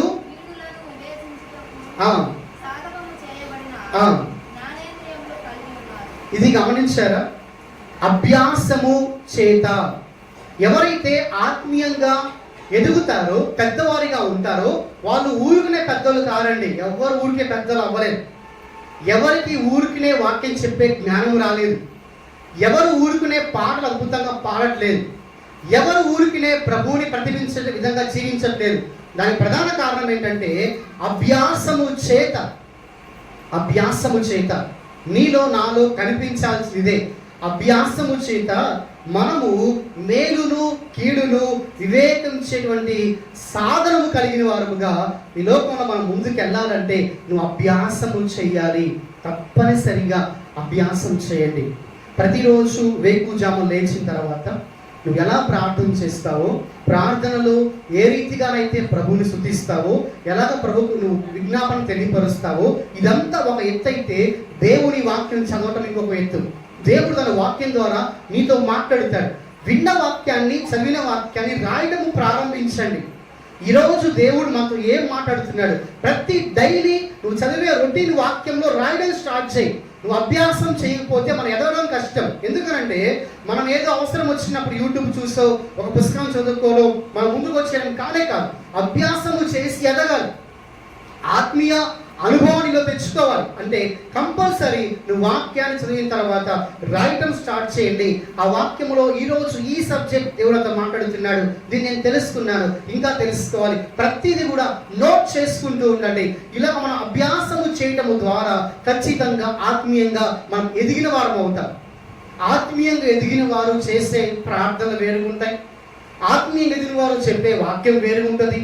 ఆత్మీయంగా ఎదిగిన వారు పాడే పాటలు కావచ్చు. ఆత్మీయత అలా కనబడుతూ ఉంటుంది. మనం అంటుంటాం కదా, ఈరోజు చాలా కళగా ఉంది ఈరోజు అంటాం కదా. అలాగా ఎవరైతే ఆత్మీయంగా ఎదుగుతారో వారందరూ కూడా క్రీస్తుని కనిపింపజేస్తే వారు ఎలా ఉంటారు? ఇంకా సంఘాల్లో వాళ్ళకి ఇన్స్పిరేషన్గా ఉంటారు, ఒక మాదిరికరంగా ఉంటారు. ఈ రోజుల్లో చాలా సంఘాలు ఎలా ఉన్నాయంటే సంఘాలు సీనియారిటీని చూసి నేర్చుకోవడం అక్కడ ఏం లేదు. అర్థం ఏంటంటే సంఘంలో పెద్దవారిని చూసి ఎప్పటి నుంచో ఉన్నవారిని చూసి నేర్చుకునే విషయాలు ఏమి లేవు అక్కడ. ఎందుకనంటే వాళ్ళే కోపడతారు, వాళ్ళే గొడవలేస్తారు, వాళ్ళే ఇతర మీద సాగులు చెప్తారు, వాళ్ళే కొట్టుకుంటున్నారు, వాళ్ళలో ప్రార్థన లేదు, వాళ్ళు లోకానుసారం మాటలున్నాయి, లోకానుసారంగా మాట్లాడుతుంటారు, బూతులు మాట్లాడతారు. ఇవన్నీ వాళ్ళే మాట్లాడితే వాళ్ళని చూసి కొత్తగా వచ్చి రక్షించబడ్డ వాళ్ళు ఏం నేర్చుకుంటారు ఇక సంఘంలో. కాబట్టి ఈరోజు సంఘానికి సీనియారిటీ కాదు, సిన్సియారిటీ ముఖ్యం. నీ సిన్సియారిటీ ఏంటి? మందిరానికి వచ్చే విషయంలో సిన్సియారిటీ ఉండాలి. మందిరం దేనికి వచ్చావు? ఖచ్చితంగా ఒకటి అర్థం చేసుకోవాలి. నువ్వు కృతజ్ఞతగా వస్తున్నావు మందిరానికి ప్రభువు చేసిన కార్యాలు బట్టి. నేను ప్రభువులో ఉండాలని వస్తున్నా మందిరానికి. మరి వాక్యం చెప్పే సమయానికి రాలేకపోతే మనకేం అర్థం కాదు. రావటం వల్ల ప్రయోజనం సొగమే, అల్పంగా ఉంటుంది. స్తుతించలేకపోతున్నావు, ఒక పాట పాడలేకపోతున్నావు, ప్రయోజనం కొంతే. మొదటి ప్రార్థనకు అందుకోలేకపోతున్నావు, ప్రయోజనం కొంతే. కానుక వేసే సమయంలో ఏం ప్రయోజనం ఉంటుంది? ఏం ప్రయోజనం ఉండదు. అనగా ఆత్మీయంగా ఎవరైతే ఎదుగుతారో వారి జీవితం ఎలా ఉండాలంటే, ఎదిగిన జీవితంగా ఉండాలంటే ఒక ఇన్స్పిరేషన్గా ఉండాలి. నిన్ను చూసి నేర్చుకోవాలి. మనల్ని చూసి మన బిడ్డలు నేర్చుకోవాలి, భర్త నేర్చుకోవాలి, భార్య నేర్చుకోవాలి, బంధువులు నేర్చుకోవాలి, సంఘం నేర్చుకోవాలి. నువ్వు అలా మాదిరిగా ఉండాలి సంఘానికి. నిన్ను చూస్తే ఎలా ఉండాలంటే, అబ్బా చాలా వేకుజామున ఆదివారం లేచి అన్ని పనులు చేసుకుని ఆ కుటుంబం చూడండి త్వరగా చర్చికి వచ్చేస్తారండి. అబ్బా ఆ కుటుంబం చూడండి, ఒకవేళ దైవ సేవకుడైనా దేవుడైనా ఒక అవకాశం ఇస్తే వదులుకోరండి వాళ్ళు. అబ్బా ఆ కుటుంబం చూడండి, ఒక్కరో ఒక బూతు మాట మాట్లాడరండి. ఆ కుటుంబం చూడండి, సంఘంలో మొన్నటికి మొన్న ఆమె తిట్టింది ఆ కళ్ళ ముందే, కానీ తర్వాతంగా మూగిపోతా ఉందండి. అబ్బా ఎంత తగ్గింపు అండి, ఎంత క్షమాపణ అండి. ఇలాంటి వాళ్ళని చూసి నేర్చుకోవాలి సంఘంలో. ఇలాంటి వాళ్ళ సంఘాలు లేకపోతే ఎలా ఉంటుందంటే, పౌలు గారు చెప్తున్నారు, మీరు ఇంకా పసిబిడ్డలే. మీకు ఒక మాట చూద్దాం, అదే అధ్యాయము 5వ వచనంలో 5వ అధ్యాయం 14వ వచనం కింద చూద్దామా. గనుక బలమైన ఆహారము వాళ్ళకే తగును. ఎవరైతే ఎదుగుతారో వాళ్ళకే బలమైన ఆహారం. ఈరోజు మీరు బలమైన ఆహారం తినే వాళ్ళగా ఉన్నామా, పాలు తాగే వాళ్ళముగా ఉన్నామా? ఒకసారి మనల్ని పరిశీలన చేసుకుందామండి. పాలు తాగే స్థితిలో ఉంటే అన్నిటి విషయాల్లో మనం ఎదగలేము. భోజనము చేసి బలమైన ఆహారం తినే స్థితిలో ఉంటే ఎదగతాం. బలమైన ఆహారం తిన్నామనుకోండి, దాన్ని అరిగించుకునే శక్తి కూడా నీలో ఉండాలి.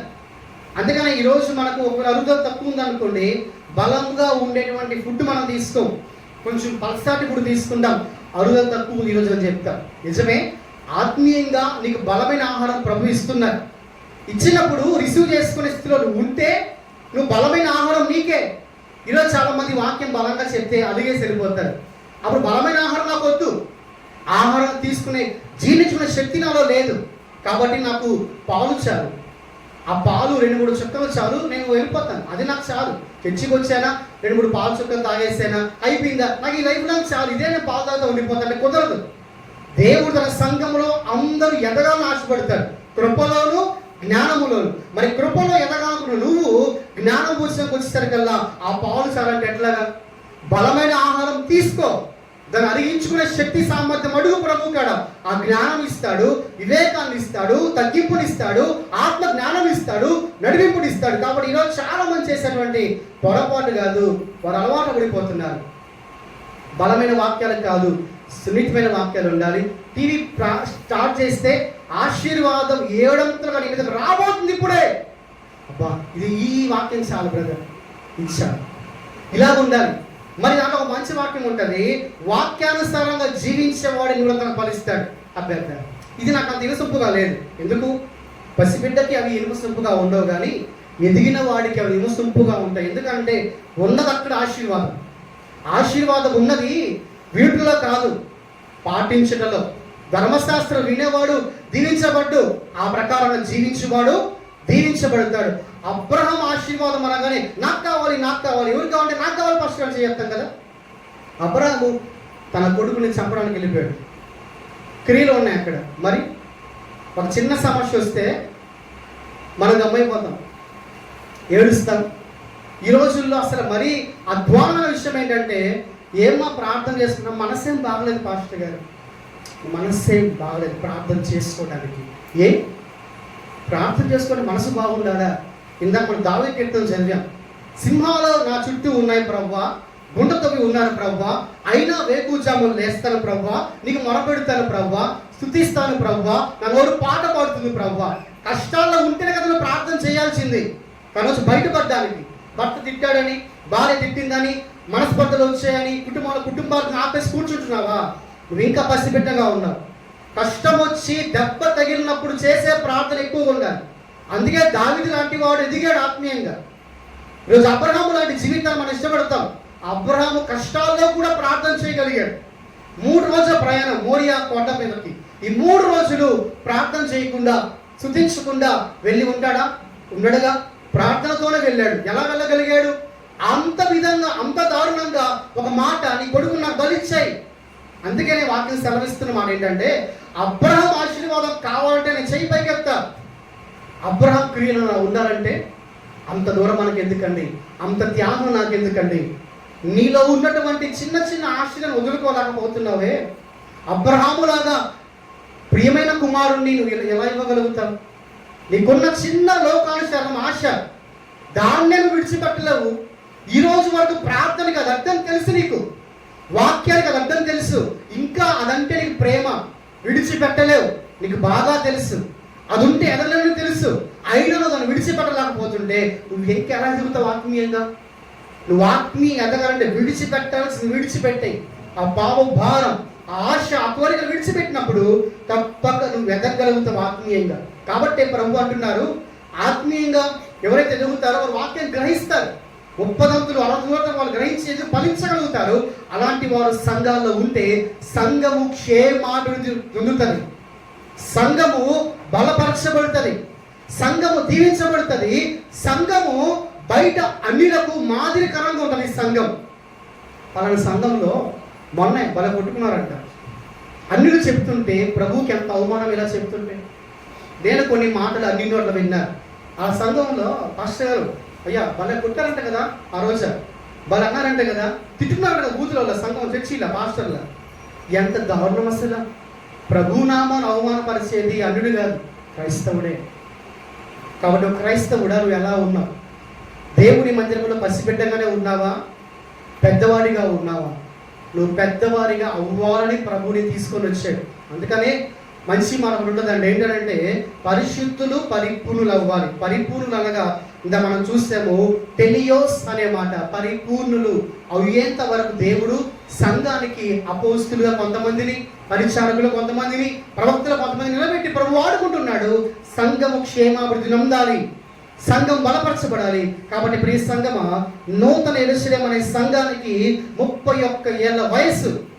కాలాన్ని బట్టి చూస్తే ఆ సంఘము ఎక్కడో ఉండాలి. ఈరోజు మీరు చూడండి, చిన్న చిన్న సంఘాలు, గుడి సంఘం 6 స్టార్ట్ చేస్తారు, ఎక్కడికో వాళ్ళు మేడల మిద్దెలు కట్టాల్సింది. ఇది మనం చూడకూడదు, ఇవన్నీ కాదు కావాల్సింది.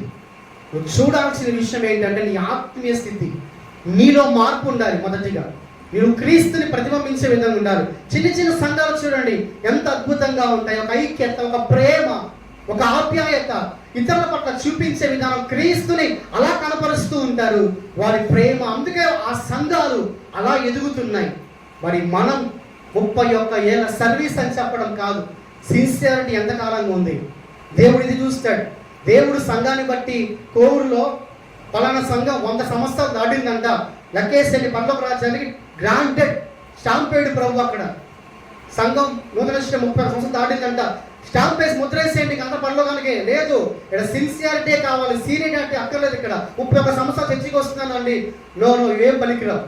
పనికొచ్చేదల్లా నీ హృదయంలో మార్పు ఉందా లేదా, వాక్యానుసారంగా జీవిస్తున్నావా లేదా, క్రీస్తు నీలో ఉన్నాడా లేడా, క్రీస్తుని కనపరుస్తున్నావా లేదా, ఇదే అత్యంత విలువైన ప్రాముఖ్యమైనది. ఒక చక్కటి మాట మనం చూసి వాక్యాన్ని ముగించుకుందాం. 1 పేతురు రాసిన పత్రిక 3వ అధ్యాయము 15-16 వచనాలలో ఒక వాక్యం చూద్దామండి. మరియు మన ప్రభు యొక్క దీర్ఘ శాంతము రక్షణ మహిమను ఎంచుకుని, అలాగే మన ప్రియ సహోదరుడైన పౌలు కూడా తనకు అనుగ్రహింపబడిన జ్ఞానము చెప్పిన మీకు వ్రాయించున్నాడు. వీటిని గురించి తన పత్రికలో బోధించున్నాడు. అయితే వాటిలో అమ్మా చదువుతారా? మొదటి పత్రిక చదువుతారా? అది రెండో పత్రిక చదువుతా. మొదటి పత్రిక 3వ అధ్యాయం.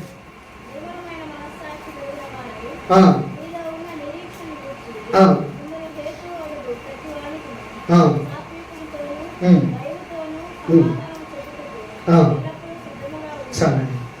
ఎల్లప్పుడూ ఎలా ఉండాలంట? సిద్ధంగా ఉండాలి. సాత్వికముతో భయముతో సమాధానము చెప్పుటకు ఎల్లప్పుడూ సిద్ధంగా ఉండాలి. సిద్ధముగా మనం ఉండాలి. ప్రభువులో ఎదిగిన వారముగా సిద్ధముగా ఎప్పుడైతే నువ్వు ప్రభు దగ్గర కనిపిస్తావో ఆ దినాన దేవాది దేవుని యొక్క కృపను బట్టి మనం ఆత్మీయంగా ఎదుగుతాం. ఈరోజు ఒకవేళ ఎవరైనా వచ్చి మనం సువార్త చేస్తున్నప్పుడు ఒక క్వశ్చన్ వేస్తారనుకోండి, మనం మౌనంగా ఉండి వాళ్ళకి ఏం చెప్పలేదు అనుకోండి, అరే నీకే తెలియకపోతే నువ్వు మా చెప్తున్నావు అంటే, ఈరోజు ఖచ్చితంగా క్రీస్తుని గురించిన కొన్ని విషయాలు మనకు తెలియాలి, ఖచ్చితంగా తెలియాలి. ఇందులో మనం ఎదగాలి. ఒక వాక్యాన్ని మీకు తెలియపరిచి వాక్యాన్ని ముగిస్తానండి. మనకు తిమోతి అనేటువంటి వ్యక్తి బాగా తెలుసు. తిమోతి అనే వ్యక్తికి ఒక ప్రత్యేక వరం ఉంది. ఆ ప్రత్యేక వరం విషయంలో పౌలు గారు చాలా హెచ్చరికలు చేశారు తిమోతికి. ఆ మాట ఒకసారి నేను చదువుతాను, దయచేసి వాక్యం తీద్దాం. మొదటి తిమోతికి రాసిన పత్రిక 4వ అధ్యాయము 14వ వచనం చదువుదాం ఒకసారి. పెద్దలు హస్త నిక్షేపము చేయగా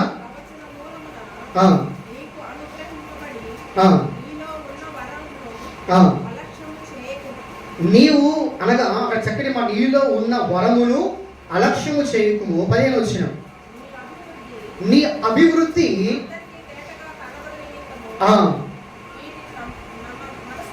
వీటిని మనస్కరించుము, వీటి యందే సాధకము చేసుకునుము. పౌలు తిమోతికి ఏం చెప్పాడో తెలుసా? తిమోతి, నువ్వు అన్నిటిలో కూడా ఏం చేయాలి? అత్యధికముగా నువ్వు అభివృద్ధి పొందాలి. నీకున్న కృపావరములో కావచ్చు, సమస్త విషయాల్లో నువ్వు అభివృద్ధి పొందాలి. తిమోతికి పౌలు గారు రాస్తున్నారు, అభివృద్ధి పొందమని చెప్తున్నారు. మరి పరిశుద్ధాత్మ దేవుడు ఈ వాక్యాన్ని బట్టి మనతో కూడా మాట్లాడుతున్నాడు. నువ్వు కూడా అభివృద్ధి పొందాలి. అభివృద్ధి పొందితేనే అనే విషయాల్లో నువ్వు ఎలా ఉంటావంటే పెద్దవాణిగా నువ్వు ఉంటావు. ఇంకో వాక్యం కూడా చూద్దాం, ఇంకో మాట కూడా చెప్తారు. 2వ తిమోతి రాసిన పత్రిక 1వ అధ్యాయం 6వ వాక్యంలో ఆయన ఇంకో మాట చెప్తారండి. ఆ హేతువు చేత నా హస్త నిక్షేపం వలన నీకు కలిగిన దేవుని కృపావరమును ప్రజ్వలింప చేయవలని నీకు జ్ఞాపకము చేయించున్నాను. ఇప్పుడు ఏం చేయాలంట? అభివృద్ధి చెందాలి. రెండో విషయము ప్రజ్వలింప చేయాలి, ప్రజ్వలింప చేయడం. కాబట్టి ఉజ్జీవం అనేది ఏ సంఘములో ఉంటుందో తెలుసా? ఎవరైతే దేవుని మందిరములో పెద్దవారిగా మార్చబడుతూ ఎదుగుతూ ప్రజ్వలింప చేస్తూ ఉంటారో దేవుని కృపను బట్టి వారందరూ కూడా దేవుని మందిరములో అభివృద్ధి చెందే వారిగా వారు ఉంటారు. కాబట్టి ప్రియ సంగమా, ఈ రోజున పరిశుద్ధాత్మ దేవుడు మనకు చాలా తేటగా కొన్ని విషయాలు ఆయన మనతో మాట్లాడారు. కాబట్టి దేవుని మందిరములో నీ స్థితి ఎలా ఉన్నదో ఒకసారి నువ్వు పరిశీలించుకో. ఒకవేళ బహుశా మనం ఇంకా పసిబిడ్డలుగా ఉంటే ఈ రోజు ఈ క్షణం ఆ పసిబిడ్డల తత్వాన్ని విడిచిపెట్టి పెద్దవాళ్ళు ఎలా అవ్వాలో, ఎలా అభివృద్ధి చెందాలో, ఎలా క్రీస్తుని అట్టు పెట్టుకొని జీవించాలో ఇవన్నీ కూడా నువ్వు ఆలోచించి ప్రతి వాక్యాన్ని అంగీకరించి వాక్య ప్రకారంగా జీవించడానికి ఇష్టపడదాం. ఒకవేళ నువ్వు పెద్దవాడిగా ఉంటే ఇంకా ఎదుగు, ఇంకా అభివృద్ధి చెందు. నీకు అన్ని తెలుసు అనుకుంటున్నావా? ఇంకా ఎదుగు. నువ్వు ఉన్నావు అనుకుంటున్నావా? ఇంకా బలపడు. ఒకవేళ నీలో కనుక ఇందాక మనం మొదటగా చెప్పుకున్న విషయాల్లో ఏదైనా వాడికి కనిపిస్తా ఉంటే దాన్ని మొదటగా నువ్వు మార్చుకో. ప్రభు అదే కోరుకుంటున్నాడు. చాలా మందిలో పెద్ద పెద్ద తప్పులు ఉండవండి. వారి నరహత్య, భయంకరంగా ఇవన్నీ చేయరు, ఇవన్నీ ఉండవు. ఒక చిన్నది ఉంటుంది. ఆ చిన్నది దేవునికి వాళ్ళకు మధ్య అడ్డు గోడ నిలుస్తుంది. దాన్ని ఏ రోజు నువ్వు పోగొట్టుకుంటావో, ఏ రోజు విడిచిపెడతావో ఆ రోజు నీ అభివృద్ధి సంఘం చూస్తుంది. పౌలు ఇదే చెప్తున్నాడు, నీ అభివృద్ధి అందరికి తేట కనిపించాలి. తేటగా అంటే నీళ్ళలో మనం తొమ్మిది చూస్తే నీళ్ళ లోపల ఏమన్నా మనకు కనిపిస్తాయి. ప్రతి నీళ్ళు నలుస్తూ నలుస్తూ మనకు కనిపిస్తుంది. అలాగా నువ్వు కూడా తేటగా నీ ఆత్మీయ స్థితి ఎదుగుదల సంఘం చూడాలి. సంఘంలో నీ స్థితిగా బట్టి అందరూ గమనించగలగాలి నువ్వు ఎదిగావని. దేవుడు గమనిస్తున్నాడు. సంఘంలో నీలో మార్పు ఏంది? నీలో మార్పు లేకపోతే నువ్వు ఇంకా ఎదగలేదని చెప్తారు సంఘం. మీరే గమనించండి. ఈరోజు సంఘం అందరూ కూర్చొని పలానా వ్యక్తి గురించి అంటే చెప్పేస్తారు. పలానా వ్యక్తి పాస్టర్ గారు, పలానా వ్యక్తి అండి, అబ్బాయి ఆయన అసలు ఎదగలేదు కదా, ఆయన ఇంకా కనీసం పాట కూడా సరిగా పాడలేడు. వాక్యం చదవమంటే బైబుల్ తీస్తుంది ఆమె బైబుల్, కానీ వాక్యం చూస్తుంది కానీ అంతటా ముందు చదవలేదు. భయం. ఆమె చర్చిలో ఒక విధంగా, ఇంట్లో ఒక విధంగా. వాళ్ళు ఆడదిగారు పాస్టర్ గారు అని ఒక మనిషిగా మనమే గమనిస్తున్నామే. సంఘంలో ఎవరు పాటలు బాగుపడతారు, ఎవరు సంఘం నటిస్తున్నారు, ఇవన్నీ ఒక వ్యక్తిగా అందరూ గమనిస్తారండి. ఇది అందరూ తెలిసిన విషయమే. మరి దేవుడు ఎంత గమనిస్తాడు నిన్ను? హృదయ అంతరంగాన్ని పరిశీలించే ప్రభు నూతన సంఘ హృదయ అంతరంగాన్ని, సంఘం ఎక్కడ స్థాపించబడి ఇప్పుడు వరకు ఉన్న సంఘాన్ని క్షుణ్ణంగా డీటెయిల్ డేటా దేవుడి కాడ ఉంది. అన్ని తెలుసు ప్రభుకి. ఎవరు నటిస్తున్నారు, ఎవరు ప్రభువులో బాగున్నారు, ఎవరు ప్రభువుకి అటు ఇటుగా ఉండాలని ఆశపడి కొట్టుకుంటూ మిట్టాడిపోతూ ఇబ్బంది పడుతున్నారు, అందరూ దేవుడికి తెలుసు. కాబట్టి తేటగా కనిపించని ఆత్మీయ జీవితం 24 సంవత్సరం వచ్చింది. జనవరి రాగానే మనం చాలా వాక్యాలు చెప్పుకున్నాం. ఉండాలా, బాగా ఎదగాలి ప్రభు. 3 మాసాలు, ఈ 3వ మాసం సప్పగైపోయాం మన జీవితం. చాలా స్థితిలో వెనకబడిపోతున్నాం. కాబట్టి నెలలు గడిచే కొద్దీ నువ్వు ఇంకా పరిగెత్తాలి ప్రభువులో, ప్రజ్వలించాలి ప్రభువులో. ఇంకా వెనకడుగు పడిపోయి ఎక్కడేసిన గొంగలు అక్కడే నా జీవితం అనుకుంటే అది ఆత్మీయ స్థితికి పనికి రానిది. కాబట్టి పనికొచ్చే పాత్ర నువ్వు. మలుస్తున్నాడు ప్రభు నిన్ను మరవడానికి ఇష్టపడే సమయంలో నీ హృదయం ప్రభుకి అప్పచెప్పు. దేవుడి కొద్ది మాటలు దీవించి మనందరినీ దేవుడు ఫలింపజేసి ఆశీర్వదించి సంఘములో మనం కూడా పెద్దవారముగా అందరూ విన్నట్లుగా ప్రభు కృప చూపించునుగాక. ఆమేన్.